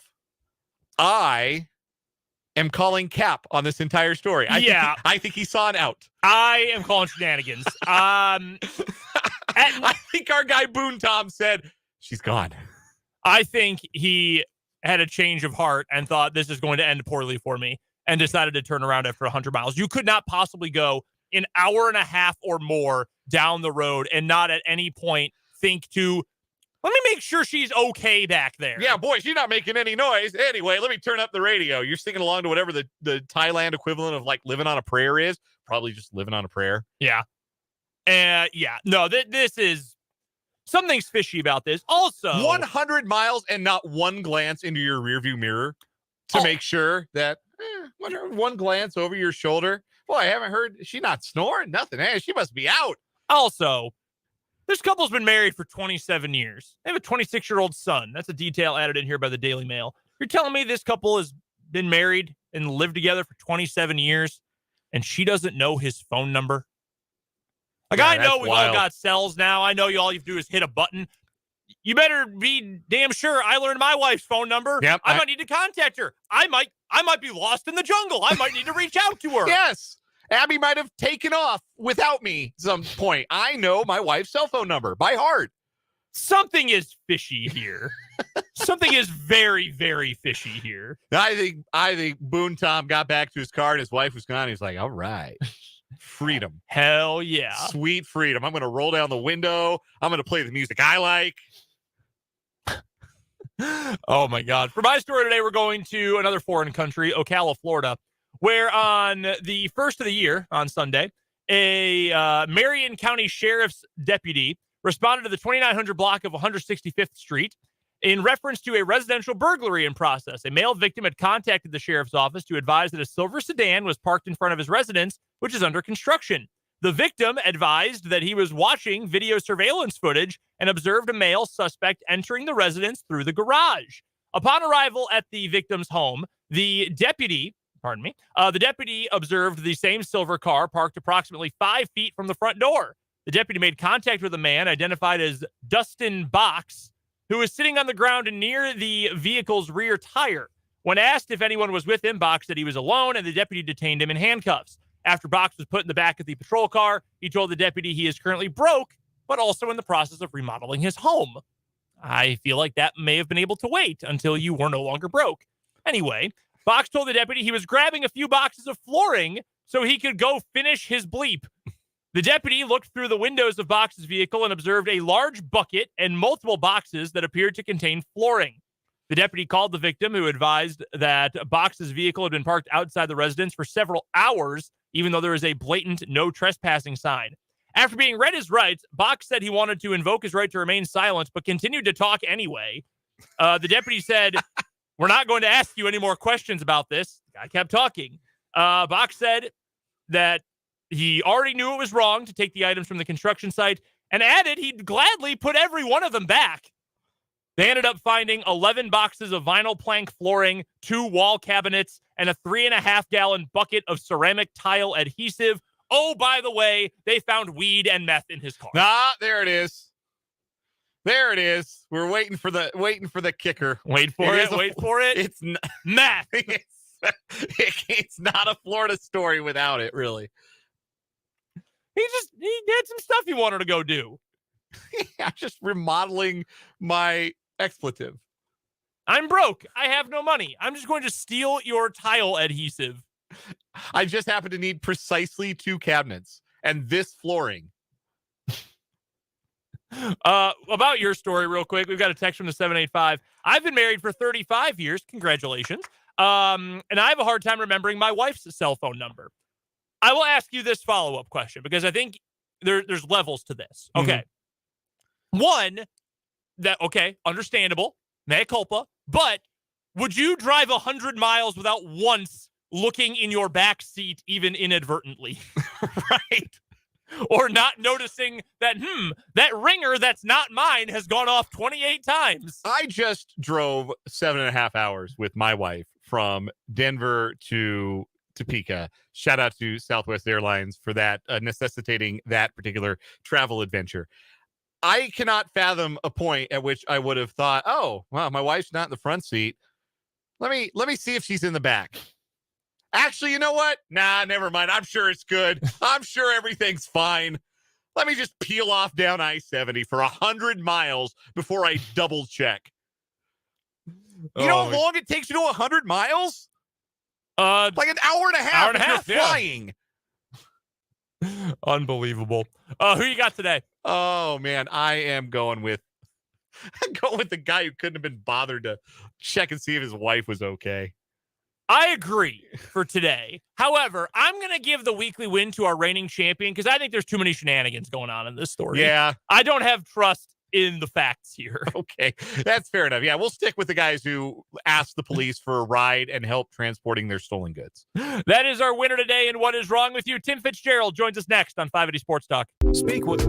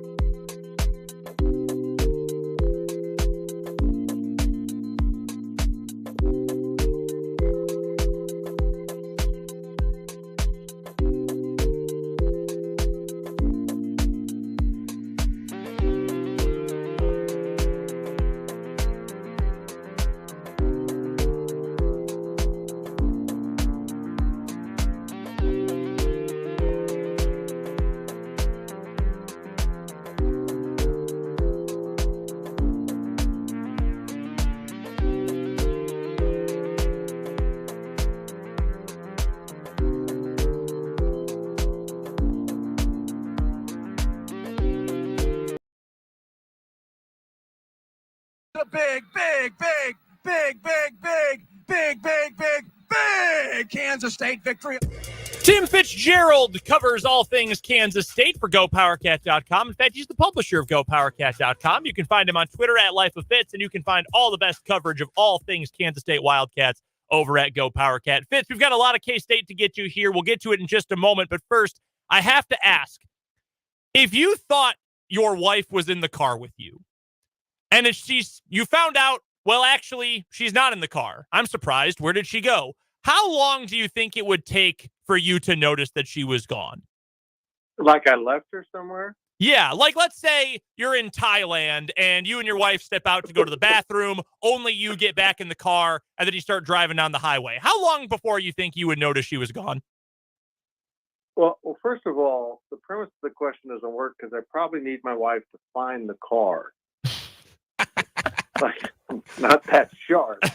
But if I do find the car and I drive off without her, probably no more than 3 weeks.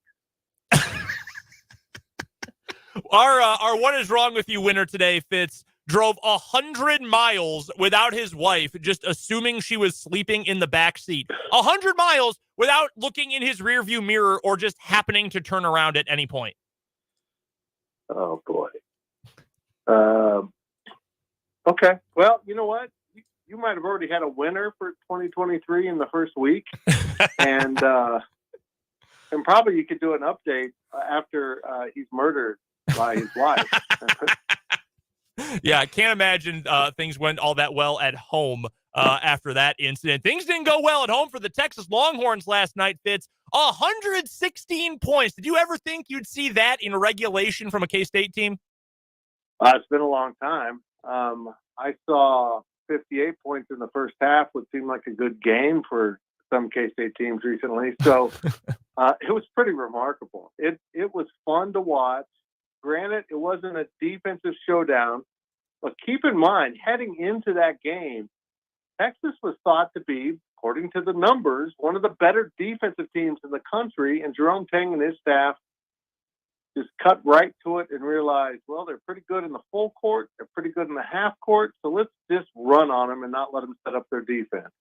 And that's what they did, and it worked. K-State played at an extremely high level. They're not even fully equipped right now with David Gaston on the sideline.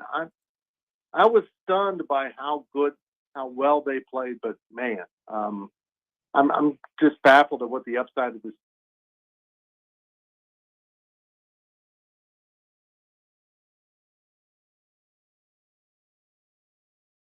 Best all-around player on this K-State team, and he tied his career high last night with 28 points, and he was phenomenal. And yet he was still showed up by Marquise Noel playing like he was Steph Curry out there. 36 points, new career high, 9 assists in the game as well. Did you know that Noel had that in him?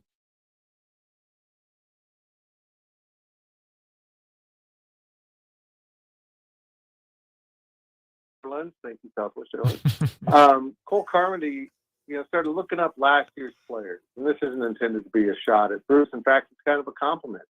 With the exception of Selton Miguel, everyone's doing worse at their new institution, including Nigel Pack, who's on a better team, so he doesn't probably have to produce the same kind of points, but he's averaging like 11 or 13 points a game. I mean, it's not really notable numbers. and that tells me that, some of these guys are playing at a lower level and still not producing. And Bruce did a pretty good job without much. You can criticize him in a lot of ways, but could put together a team and massage it to be somewhat competitive because they were on the cusp of postseason play last year. But one of the guys who didn't thrive under his leadership was Marquise Noel. It just didn't work, whatever that was. And I think what we're seeing here emphasizes so much on you got to be with the right dude. You got to be with the right coach. And boy, Jerome Tang and his staff have reinvented Marquise, not just as a basketball player, but kind of off the court too. He's made a big deal about being baptized and his religious, refound religion that he's delved into. And he just seems like a more mature, settled individual.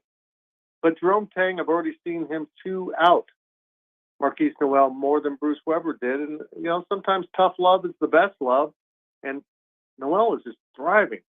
What we saw against Texas, that was as good a performance as you're going to see from a basketball player ever at the college level. 36 points, 9 assists. Ironically, it broke his double-double streak, but boy, we'll take it if you're a K-State fan. I mean, what he and Johnson did in tandem was just absolutely unbelievable. Our guest is Tim Fitzgerald of GoPowerCat.com. This is the Azure Credit Union Wildcat Wrap-Up. We do it every Wednesday at this time here on 580 Sports Talk. You can follow Tim on Twitter at Life of Fitz. Fitz, Bebe Eziola has scored in double figures in both Big 12 wins to this point, and the 5 spot, the center position, has been a bit of a sore spot for K-State for the last handful of years. Bruce Weber was never able to plug somebody in who was a contributor on both offense and defense over the end of his tenure. But with the way that Eziola has played since he returned from a bit of an injury snag, and what they've gotten from David Gasson at the position as well, is this as settled as they've been in the post in a while? It's crazy because neither one of them are really post players. Bebe is in a way, but Gasson certainly isn't. He's a small forward, power forward. Again, this shows how well coached this K-State team is. He's taken what should be a disadvantage for K-State, the inability to be big and powerful in the post, and turn it into an advantage. Well, if you want to play half-court offense, that's okay, but we're going to beat your post down the floor consistently because we're going to run the floor. And the other thing both of these guys do that we haven't seen in Manhattan in a long time, catch the damn ball. They have great hands. I mean, Bebe made a move last night on a bad pass. He collected the ball, kind of in a difficult situation, did a spin move and finished with his left, his offhand. All 3 of those things would have probably failed individually in the past in the post, and he did it all together. When they get Gasson back to run the floor even more, I'm really excited about to see how well this team can play, because being able to get your post up the floor and beat everyone down the floor is just a real gift, and they're taking advantage of it. Well, Fitz, that was the fun stuff, the stuff that's been happening on the hardwood for the Wildcats. It was a little less fun at the Superdome on Saturday in the Sugar Bowl as K-State ended their 2022 season with a 45-20 loss to Alabama. Now, you wanted Bama and you got Bama. You got the full Alabama. You got Alabama at ramming speed with their best player, Bryce Young, showing up, being the best player on the field. But what was your takeaway from Kansas State's performance, the way they played, the way they were coached in that game? What was your primary takeaway for Kansas State in the loss? That we now know that we can see visually the gap, but it isn't a gap that is fully reflected by the score. Keep this in mind. K-State's down by 3 towards the end of the first half. They have a pass play that almost worked, but it was a missed throw by Will Howard. He admitted that after the game.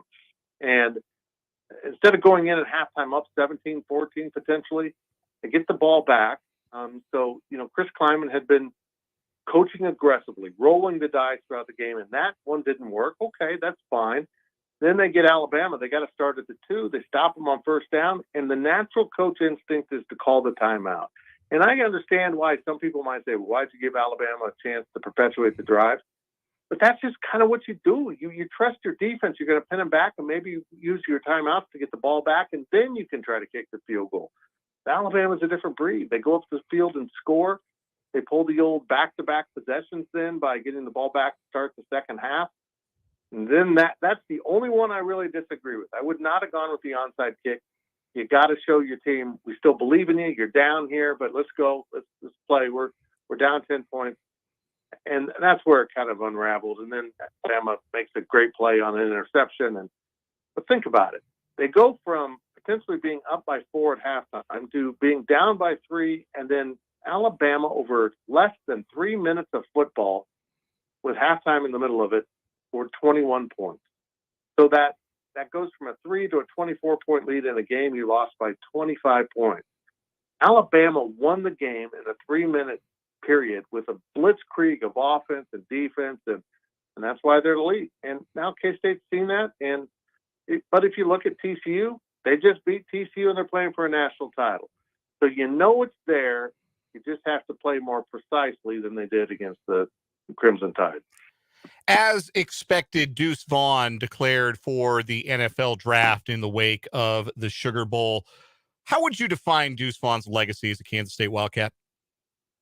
He's going to be fondly remembered. And as I said in one of my daily delivery videos, the best thing about Deuce had nothing to do with football. Wasn't that he was great running the ball or catching the ball or in the locker room. He's just a great young person. And he set a tone for this entire roster about how you conduct yourself as a student and as a member of the Kansas State University football program. And that's really what I'm going to remember about Deuce, is what an incredible kid he was. But boy, to go out with that kind of run against Alabama, I read that it's the longest touchdown run given up since Nick Saban's been at Alabama. And so that's something to hang your hat on. And he didn't really have anything more he could or should prove at the college level. I'm happy he went just for him. Would he have been better off for Kansas State? My job, if he'd come back, yeah, it would have, but he's not going to grow more. He's not going to get any more exciting and explosive. He's kind of a known commodity. So I'm not sure where he fits in at the next level, but whomever's going to take him is going to get a great player who can make really fun plays and also improve your locker room. And I loved what Joe Hall tweeted out, and eventually become your GM, because that's the kind of quality individual he is. Kansas City Chiefs, I know you're listening to this radio show right now. Hint, hint. We said the same thing yesterday, Fitz. McKinnon's on a 1-year deal.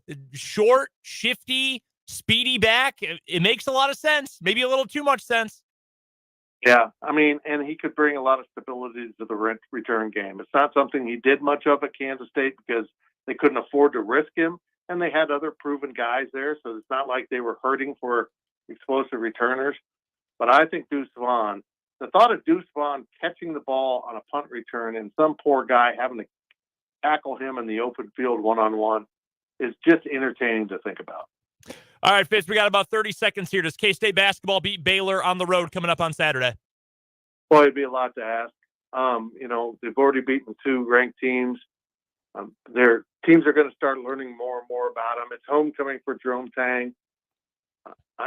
Yeah, they are. I'm sorry. Love it. I don't know how they are, but I'm going to say they are, because I'm not literally and figuratively, I'm not going to bet against them right now, because Baylor's got, a few chinks in its armor right now, little problems going on.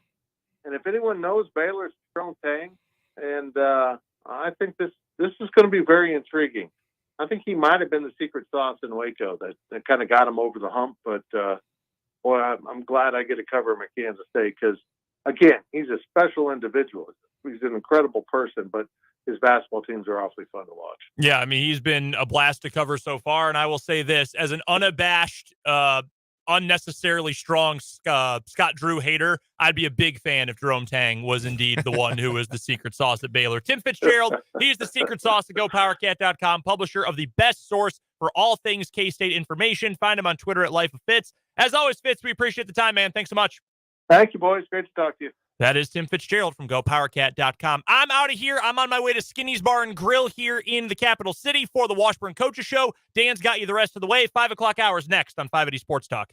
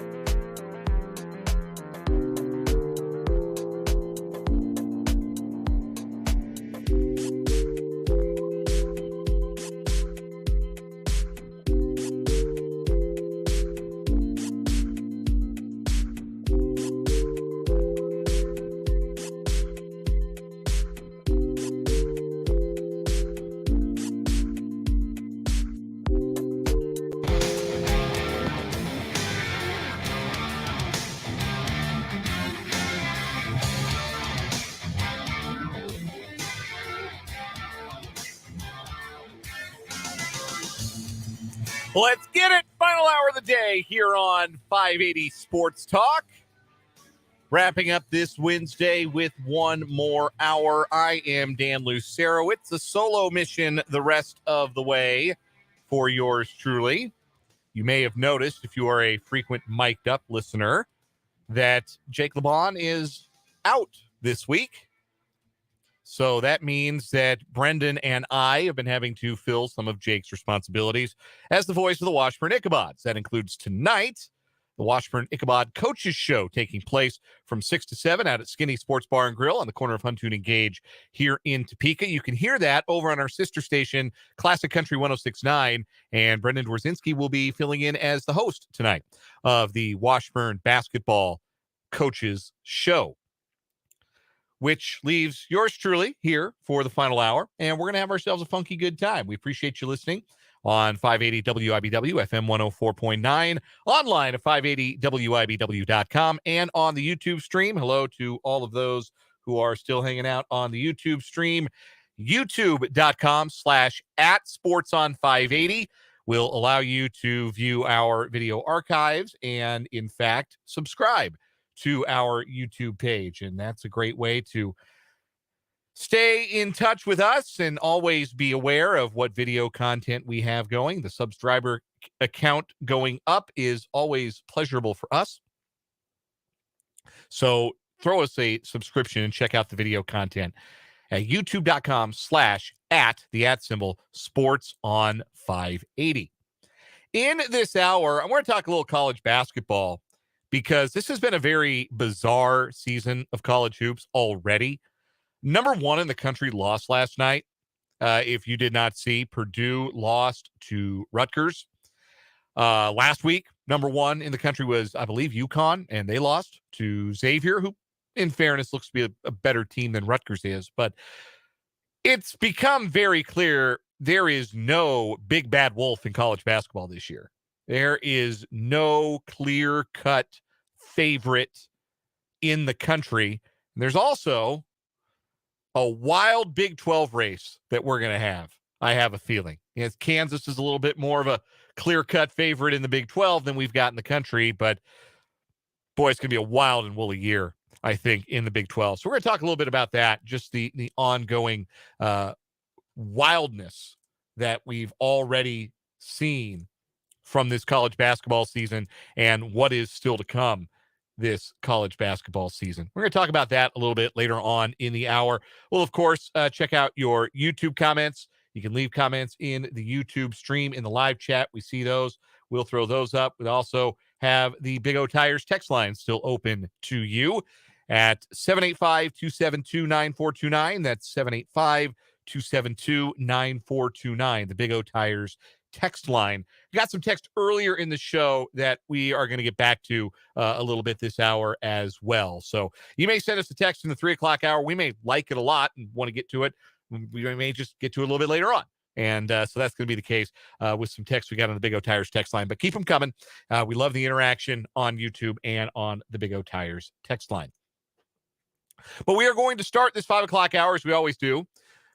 The royal we, I suppose. It's just me in the box. But we're going to start this 5 o'clock hour with the Blue Dot of Kansas headlines, brought to you by our friends at Blue Dot of Kansas. AC, heating, plumbing, drain cleaning, they do it all for you.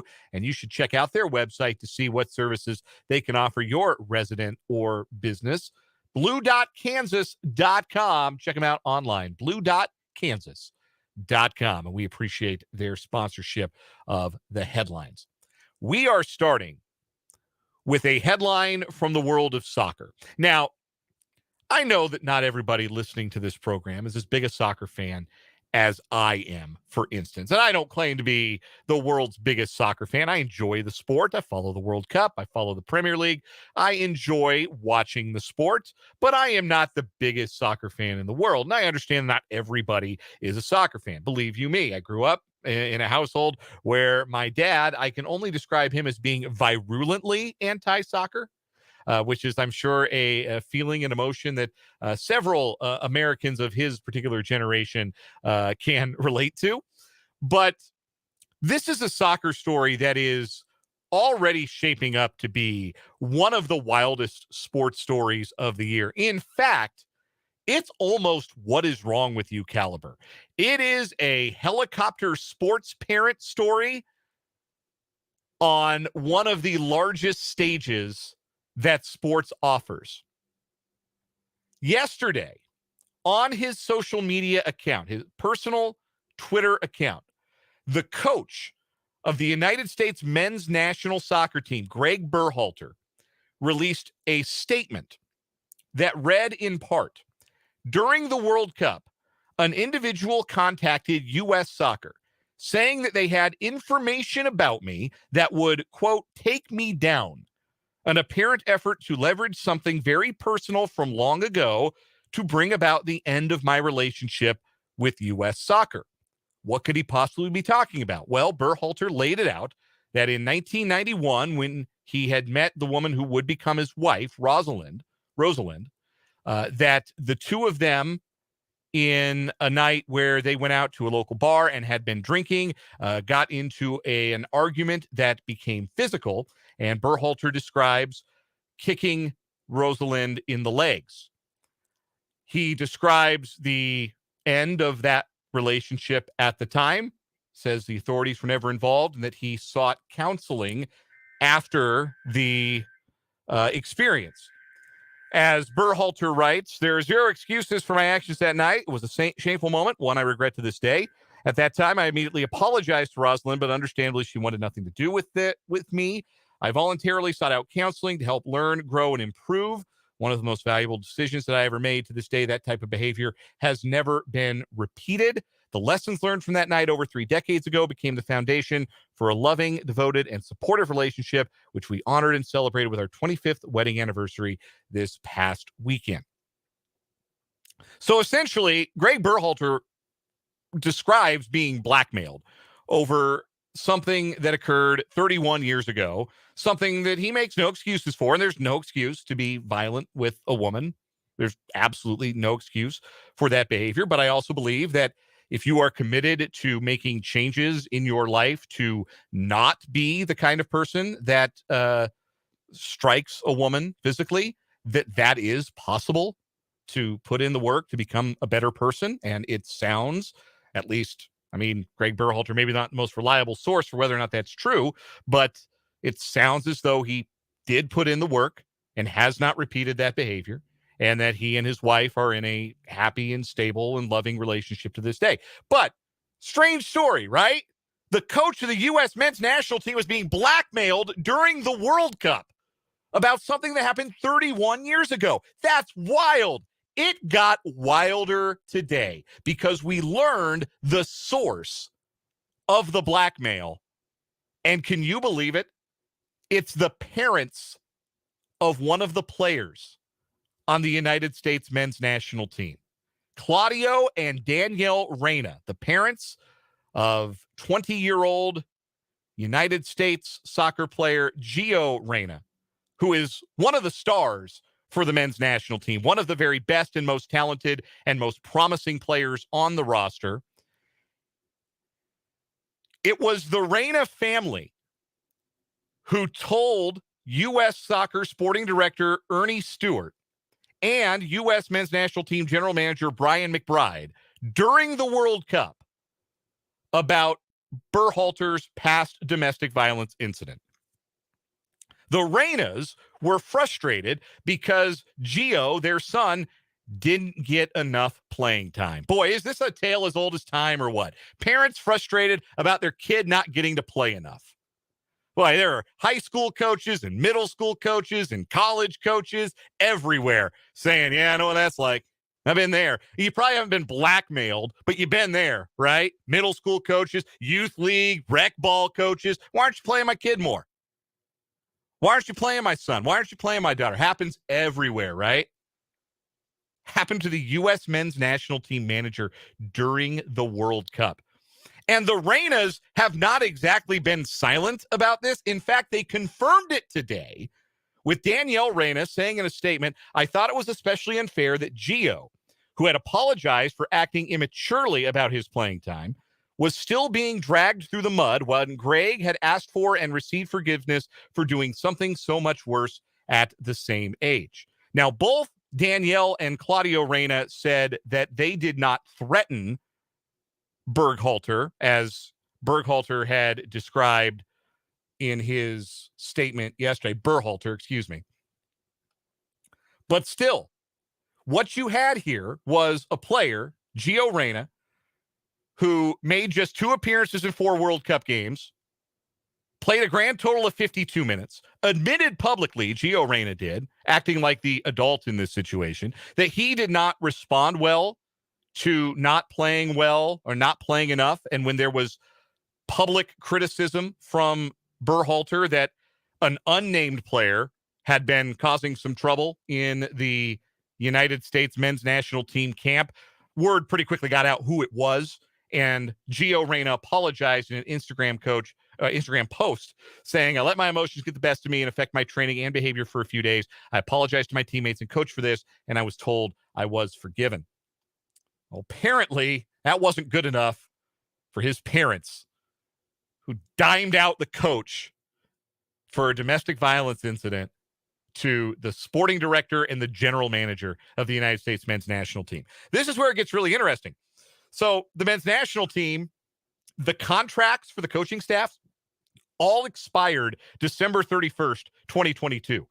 It was anticipated after the United States went through to the round of 16 this year, it was anticipated that Berhalter was going to get a second cycle, which is how they describe, the 4 years leading up to and then through a World Cup. It was anticipated Berhalter was going to be retained, but his contract to this point has not been renewed. And U.S. Soccer announced today that current assistant coach Anthony Hudson would lead the team during a January camp in California, with the ongoing investigation and a full review of the program following the conclusion of the World Cup still underway. There's way more to this story, including the fact that the Berhalters and the Reynas go way back, like to their childhoods. Reyna and Berhalter played youth and high school soccer together. They played as part of the U.S. national team program from 1994 to 2006. Their wives, Danielle Reyna and Rosalind Berhalter, were teammates at the University of North Carolina. Like, these guys have been thick as thieves for 25 plus years. And they blew it all up because their kid didn't get to play enough. The Reyna's kids didn't get to play enough at the World Cup. Absolutely remarkable. So messy. And I don't mean Lionel Messi. The kind of twists and turns in this saga that you'd see in a Shondaland program on Netflix. Absolutely bonkers story. And I can't wait to see where it goes from here. And I can't wait to watch the Netflix documentary that will invariably result from this. But just a wild story. Some comments from the Big O Tires text line here from the 785. I bet his parents passed are without blemish, pristine as the wind-driven snow. Yeah, the people in glass houses shouldn't throw stones. That's for certain. Another from the 785 said, "You're right. It is a what is wrong with you." It could have been. I debated making it my what is wrong with you today. I couldn't pass up the guy leaving his wife on the side of the road for 100 miles. I couldn't pass that one up. But yeah, it is. It is a what is wrong with you. My kid didn't play enough, so I'm going to blow up your entire life. And look, nobody here, least of all Greg Berhalter, is excusing Greg Berhalter's past behavior. But it is a wild thing to go behind the back and say, oh, well, he wants to criticize my son. Well, did you know this? Absolutely bonkers. And the story of the day, the story of the day for me is the drama. As many have expressed on social media, the fact that we have a legitimate scandal in the United States men's national team, that this is the day we became truly a soccer nation. This is the day that the United States became truly a soccer nation. We have that kind of messy drama in the ranks of the national team. Because really, the relationship between player and coach it's not tenable at that point anymore. And if you're making the decision about who's more important to the future, the competitive future of the United States men's national team, it's not Greg Berhalter. Like, it's Gio Reyna. He's that deal. When he's healthy, he's one of the best young players in the entire world. Had he been healthy, he probably would have played more at the World Cup. He'd been in and out of the lineup for his club team, Borussia Dortmund in Germany, because of injuries. But he's only 20 years old. He's going to be at a lot more World Cups than Greg Berhalter is. And I think his parents know that. And that's why they took the extraordinary steps that they did. But boy, what a mess. And I do not envy those at the USMNT who have to clean all that up. Anyway, let's get to our football, shall we? Let's get to what we call football here in the US of A. For our next Blue Dot of Kansas headline here on 580 Sports Talk. A lot of quarterback news from the National Football League today, and one involves a former local college star. It's going to be Skylar Thompson taking first-team reps this week at practice for the Miami Dolphins as Teddy Bridgewater continues to work through a dislocated pinky finger on his throwing hand, and Tua Tagovailoa remains in concussion protocol. Coach Mike McDaniel says Bridgewater is still unable to throw a football, and his status for Sunday's game against New York Jets is uncertain, which means that Miami could be turning to Skylar Thompson, the former Kansas State Wildcat, in a must-win spot on Sunday. In preparation for the possibility Bridgewater will not be able to play on Sunday, the Dolphins signed Mike Glennon to their practice squad. Yeah, Mike Glennon's still out there. 31 starts in 10 NFL seasons for Mike Glennon. If your season is on the line and your quarterback options are Teddy Bridgewater with a busted pinky, rookie Skylar Thompson, and Mike Glennon, I don't imagine it feels real good for the Dolphins right now. I don't think it feels real good to be Mike McDaniel. I don't think it feels real good to be a Dolphins fan. But they can still clinch a playoff berth despite 5 straight losses. They have to beat the Jets, and the Patriots have to lose to the Buffalo Bills. Other quarterback news today, the Chicago Bears have ruled out starting quarterback Justin Fields for Sunday's game, and they will give the starting nod to Nathan Peterman against the Minnesota Vikings at Soldier Field. It's a bit of a bummer for Fields, not just not getting to play, but he loses a chance at setting an NFL record. He will end the season 64 yards shy of the single-season rushing record for quarterbacks. Lamar Jackson has that record with 1,206 rushing yards back in the 2019 season. It is a hip injury for Fields that will require him to miss the final game. If the Bears lose, I believe they end up with the number 2 pick in next year's NFL draft. And the draft order would then go Houston, Chicago, and then I believe Seattle via Denver should Denver lose to the Chargers, who do have something to play for this coming Sunday. They're trying to win and lock up the 5th seed and a chance to play the AFC South champion in the first round instead of having to play either Cincinnati or Kansas City. So no Justin Fields. Nathan Peterman, the Peterman himself, is going to start for the Bears. The Washington Commanders will also have a new starting quarterback in their finale against the Dallas Cowboys. As Ron Rivera announced today, they're going to go with rookie Sam Howell out of North Carolina to make his first NFL start. Carson Wentz was put back in the lineup last week. It was predictably a disaster. I think it's over for Carson Wentz. The Commanders are going to cut him. There's no guaranteed money on his contract after this year, so it doesn't cost the Manders anything to move on from Wentz.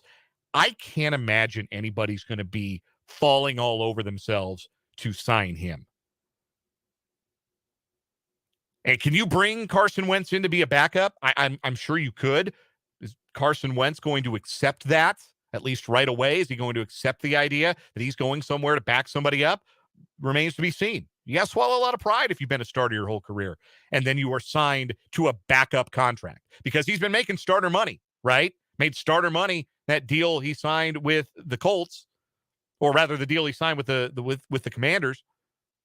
Now you're going to make backup money because nobody's paying Carson Wentz starter money ever again. That ship has sailed. So it'll be Sam Howell, who, when he takes the field, will be the 65th different starting quarterback in the NFL this year. That is a new record in a non-strike year for the most starting quarterbacks used across the National Football League. Doesn't really mean anything. It's just a fun little fact. Continuing with our Blue Dot of Kansas headlines, let's go to college football, where the Texas A&M Aggies are assembling perhaps the most unpleasant collection of assistant coaches in the history of college athletics. Jimbo Fisher, arguably not the most pleasant man himself. Today, it has been reported that he is hiring a new offensive coordinator, and that new offensive coordinator's name is the familiar one, Bobby Petrino. Yeah, that Bobby Petrino. If you're wondering, wait a minute, didn't Bobby Petrino just take a new job not long ago? Correct. He was the offensive coordinator at UNLV for less than a month. December 15th, he took a job at UNLV when they hired Barry Odom, the former Missouri coach, as their new head man. The last 3 seasons, Petrino's been the head coach at Missouri State. And now he's going to be the offensive coordinator for Jimbo Fisher. Now, look, you can look at this very pragmatically if you are an Aggie fan, because you just want to win football games. You're not trying to be Bobby Petrino's best friend. You just want to win football games. And if you're going to win football games at Texas A&M, you got to run better offense than what Jimbo Fisher's been running in College Station for the last couple of years. It's outdated, it's outmoded, and it's unpleasant to watch. Bobby Petrino's offense is a lot of things, but one thing that he also is really good at coordinating and coaching offense.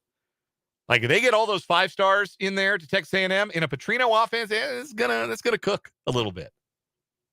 But lest you forget, Bobby Petrino, not a great guy.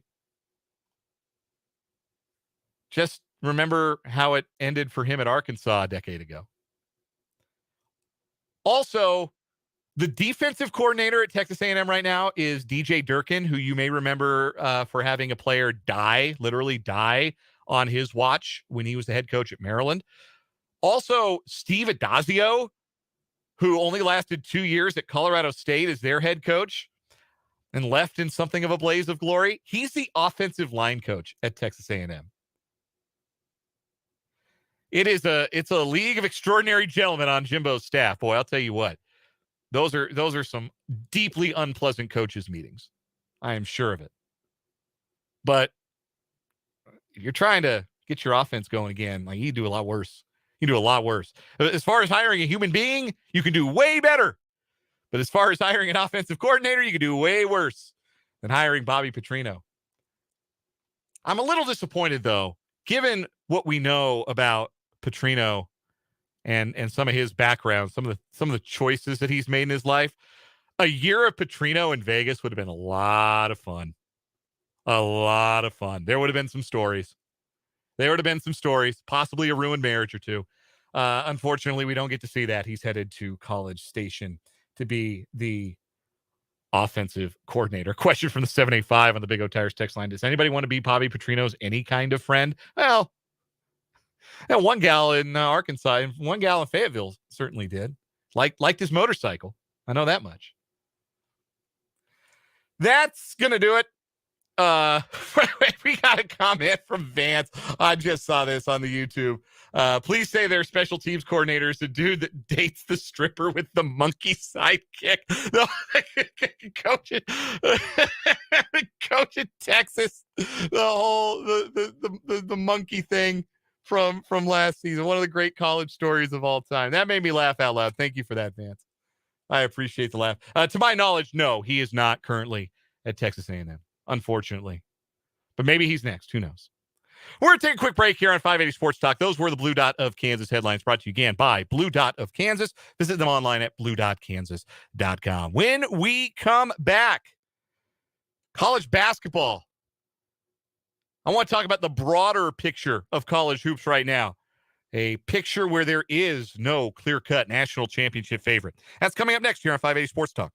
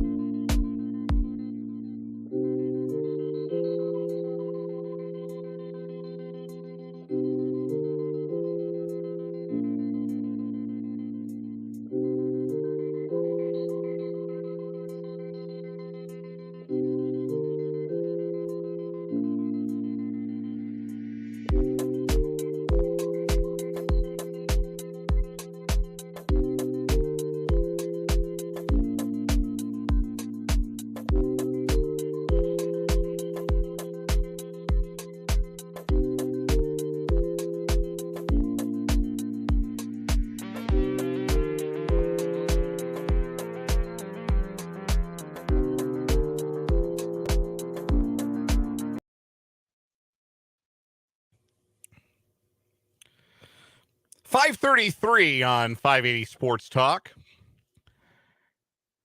Brendan Dworzynski out at Skinny Sports Bar and Grill for tonight's Washburn Basketball Coaches Show. You can flip on over to our sister station, Classic Country 106.9 at 6 p.m. tonight to enjoy that.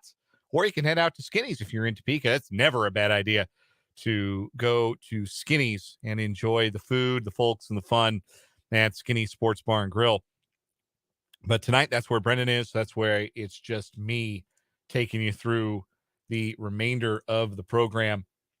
From the 402 on the Big O Tires text line, Skylar Thompson will do just fine against the Jets in the regular season finale for the Miami Dolphins. That's in reference to one of our Blue Dot of Kansas headlines that right now it's Skylar Thompson taking first-team reps, and it feels pretty likely that it's going to be Skylar who gets the start with the Dolphins season on the line.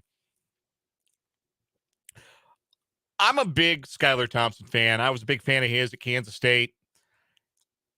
It's tough to be a rookie quarterback making your second start in those circumstances, in must-win circumstances against a good defense. Jets do have an excellent defense, even though their offense is cratered, but their defense is still played at a pretty high level. And at the helm of an offense that, no matter who's been the quarterback, has really hit the skids over the last month and a half. That's a tough spot for Skylar Thompson. I'm pulling for him. I hope he does well. It's tough circumstances, but he's a tough kid. So I look forward to seeing how he handles it if he does indeed get the nod. I had a thought last night watching college basketball. I have a lot of thoughts watching college basketball. A lot of them I tweet at Dan Lucero Show if you want to follow me on Twitter if you don't already. But I had a thought watching last night. I watched KU game. I kept tabs on the K-State game. Watched during halftime of the KU game, the end of the LSU-Kentucky game. And so this is kind of the time of year where you really start dialing into college basketball because it is conference season and you start to see how teams match up against, familiar competition. Number one in the country, Purdue, lost on Monday. They lost to Rutgers. I think it's the second straight week we've had number one go down. Number one next week, who knows? Might be Houston. It's been Houston before. It might be Houston again. It might be Kansas. Who knows?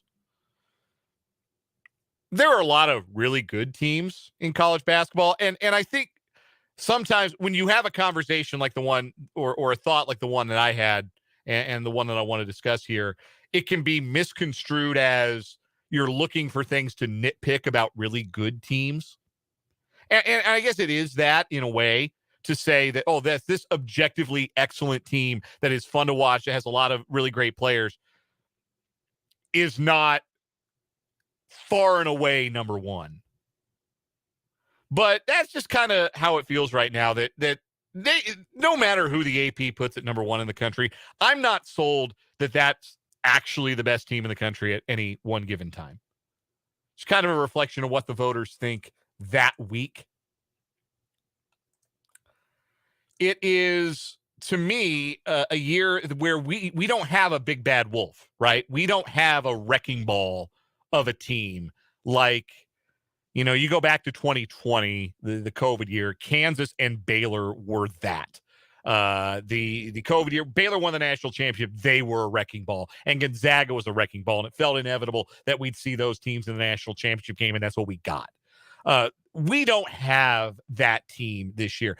The best team I've seen, and I'm curious, in your mind, if you've been watching a lot of college basketball this year, who's the best team you've seen so far? Hit me up with your answer at the Big O Tires text line, 785-272-9429, or drop it in the YouTube live chat comments. Who's the best college basketball team you've watched this year? Who do you think is the best? I want to hear what your thought is. My thought, personally, the best team I have seen to this point is probably Arizona. I think Arizona is awesome. They're 13-1 right now. They're number 6 in the Ken Pom. They can bully you. Omar Ballo and I'm going to get his first name wrong, so I'll just go with his last name, Tabellis. Those two dudes can absolutely eat teams alive.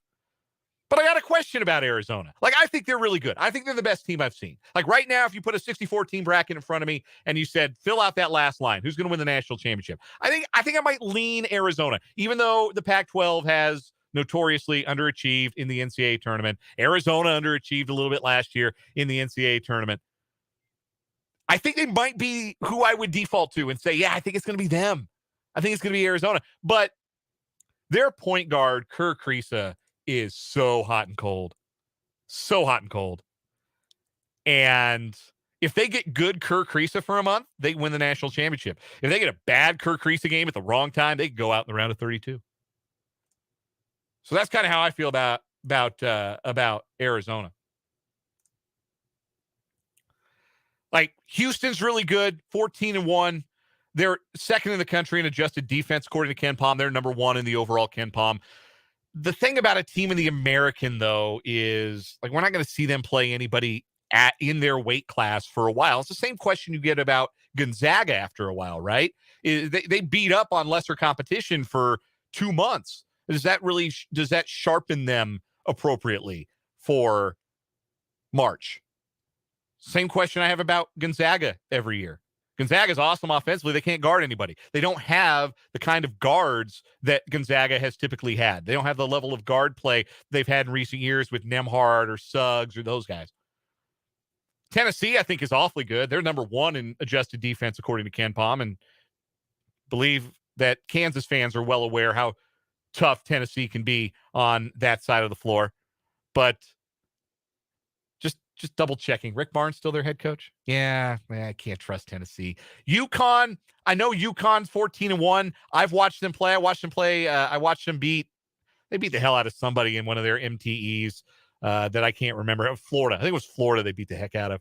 And then I saw them play Georgetown. They let Georgetown, who might be the worst Power 6 team in the country, just hang in there for 40 minutes when they had no business hanging in there. I think UConn's got, good bigs. They're deep, which to me, that's an advantage in the regular season. Sometimes when you have to narrow your rotation, that can be less of an advantage as you go along. So I like their depth, but I don't know if they're built for March. Kansas is right there. KU is right there. I mean, they are awful tough. They've got an All-American in Jalen Wilson. They have shooting. They have a steady hand at point guard. KJ Adams has solved he's their solution for what to do with the 5. KU's right there. I think they're going to be a Final Four caliber team when it's all said and done. But what happens if they run into an Arizona or a Purdue with a big guy who can bully them, or a UConn or Tennessee? Tennessee kind of bullied them a little bit in the battle for Atlantis. There are bad matchups out there for Kansas. So it's just really fascinating to me that even the very best teams, Purdue, number one in the country, they had a bad shooting night and they got by Rutgers. And it wasn't a woeful shooting night. I think they were like 7 of 23 from 3 was what they ended up being, which is not great, but it's not like, it'd be one thing if they were 2 for 23, then you charge it to the game and nothing you can do when you shoot that poorly. 7 of 23, it's not good, but you got to be able to still win. You got to be able to still win that game, especially if you have the best player on the floor, and most nights they do with Zach Edey. But yeah, there's just a lot of vulnerability at the very top of college basketball this year is what it feels like to me. And teams that we thought were going to be awesome have not been awesome. Kentucky stole one, snuck it out against LSU last night. I thought with Oscar Tshiebwe and a bunch of really talented young guards and some veterans for a change at Kentucky, I thought that team was going to be a monster. They are not presently ranked. They're 17th in the KenPom, but they're not presently ranked, and offensively, they're nothing special, which you would think they would be. North Carolina was preseason number 1. They're 9-5. Can't guard. Look like a bit of a hot shooting fluke from last year in the NCAA tournament, which I, hand up, kind of thought they were. If you listen to the show, you know I was skeptical. And I feel very justified in my North Carolina skepticism. So all of that makes for such a wide open year. And it's especially fun because the Big 12 is a reflection of that, because the Big 12 is so wide open. Kansas is the favorite, obviously. but they've had to dig both of their wins out of the mud. They have had to grind and scratch and claw from 15 down at home to Oklahoma State and hang on for dear life in Lubbock last night. And no freebies in the Big 12 this year. There's nobody I look at and say, oh, that's a guaranteed 2-0 for Kansas. Like, they are definitely going 2-0 against that team. And likewise, I don't look at the teams, like I don't look at Kansas State and think, oh, Kansas State is definitely going 0-2 against that team. Because usually when you're trying to build out like an NCAA tournament resume, you think, okay, you got to win 8 in the Big 12. Well, you're going to go 0-2 against Kansas. You're going to go 0-2 against Baylor lately. You're going to go 0-2 against Baylor. You're probably not winning at Texas Tech. So, okay, yes, 5 losses. Where are your 8 wins against 5 losses coming from? Because they're not coming from that group. But I really think there are going to be some teams in the Big 12 this year. They could win 7 or 8 games. It could be any 8. It could be any 9 that a 500 team in this league wins. Sure makes it a lot of fun. And I can't wait to see what the Big 12 race goes from here. Like TCU Baylor, I know it's early January. There are not a lot of must-win games in the conference. But it would be big for TCU to get off to a 2-0 start in the league, especially because TCU, you remember, they slip-started out of the gate. They had a bad loss early.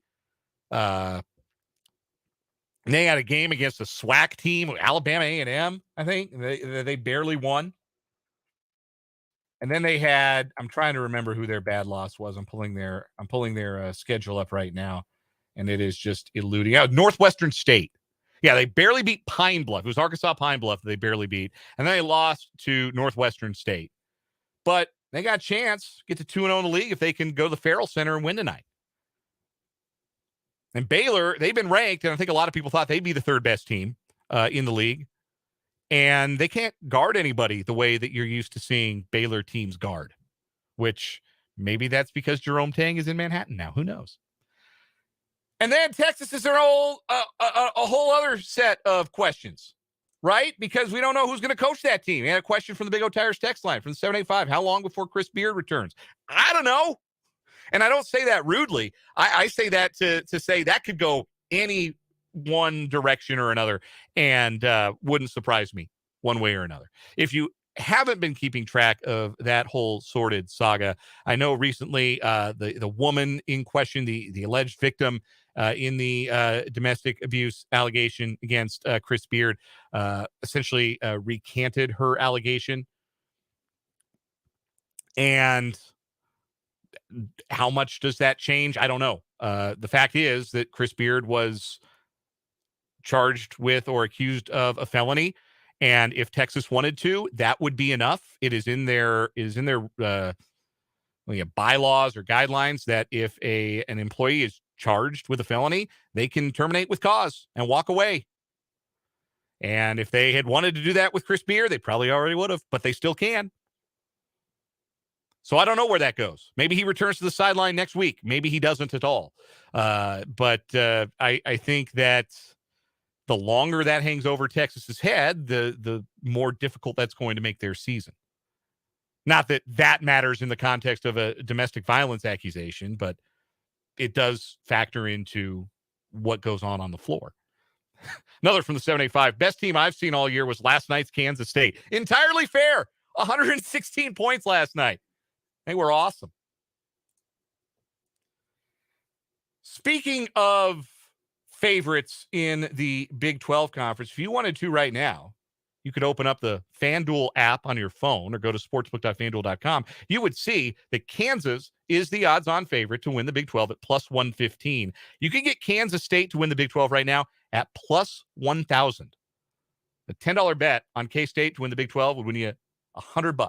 A $100 bet would win you $1,000. Those are pretty good odds on K-State right now. And now is the perfect time to download FanDuel, America's #1 sportsbook, because right now new customers get a no-sweat first bet up to $1,000. That's free bets back if your first bet doesn't win. Just sign up with my promo code Lucero. FanDuel has all your favorite bets from the money line to point spreads to player props on an app that's safe, secure, and super easy to use. So sign up today with my promo code Lucero for your no-sweat first bet. That's Lucero, and make every moment more this season with FanDuel, official sportsbook partner of the NFL. Must be 21 and present in Kansas. First online real money wager only. Refund issued as non-withdrawable free bets that expires in 14 days. Restrictions apply. See terms at sportsbook.fanduel.com. FanDuel is offering online sports wagering in Kansas under an agreement with Kansas Star Casino LLC. Gambling problem? Getting help is your best bet. Call 1-800-522-4700 or visit ksgamblinghelp.com. We have to take a break. More 580 Sports Talk next.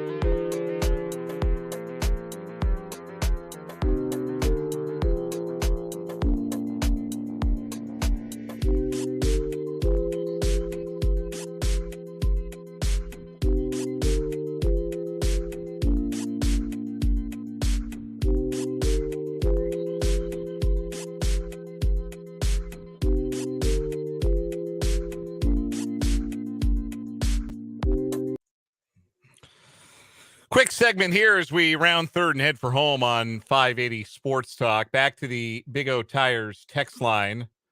Listener from the 785 asks, who's next at the top of the college basketball rankings? Will it be Rock Fight U, Virginia?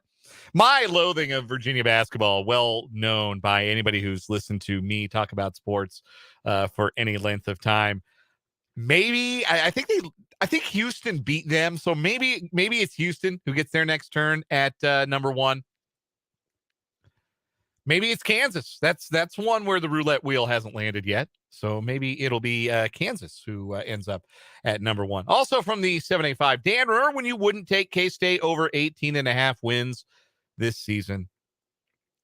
Listen, let me quote the philosopher Rocky Balboa from the end of one of the all-time great works of cinema, Rocky IV. I've stated earlier on this program today, I am now a believer in Kansas State basketball. And let me say this. If I can change and you can change, everyone can change. I'm all in on K-State now. I'd take that over 18.5 now, for certain. One final break. Final words next here on 580 Sports Talk.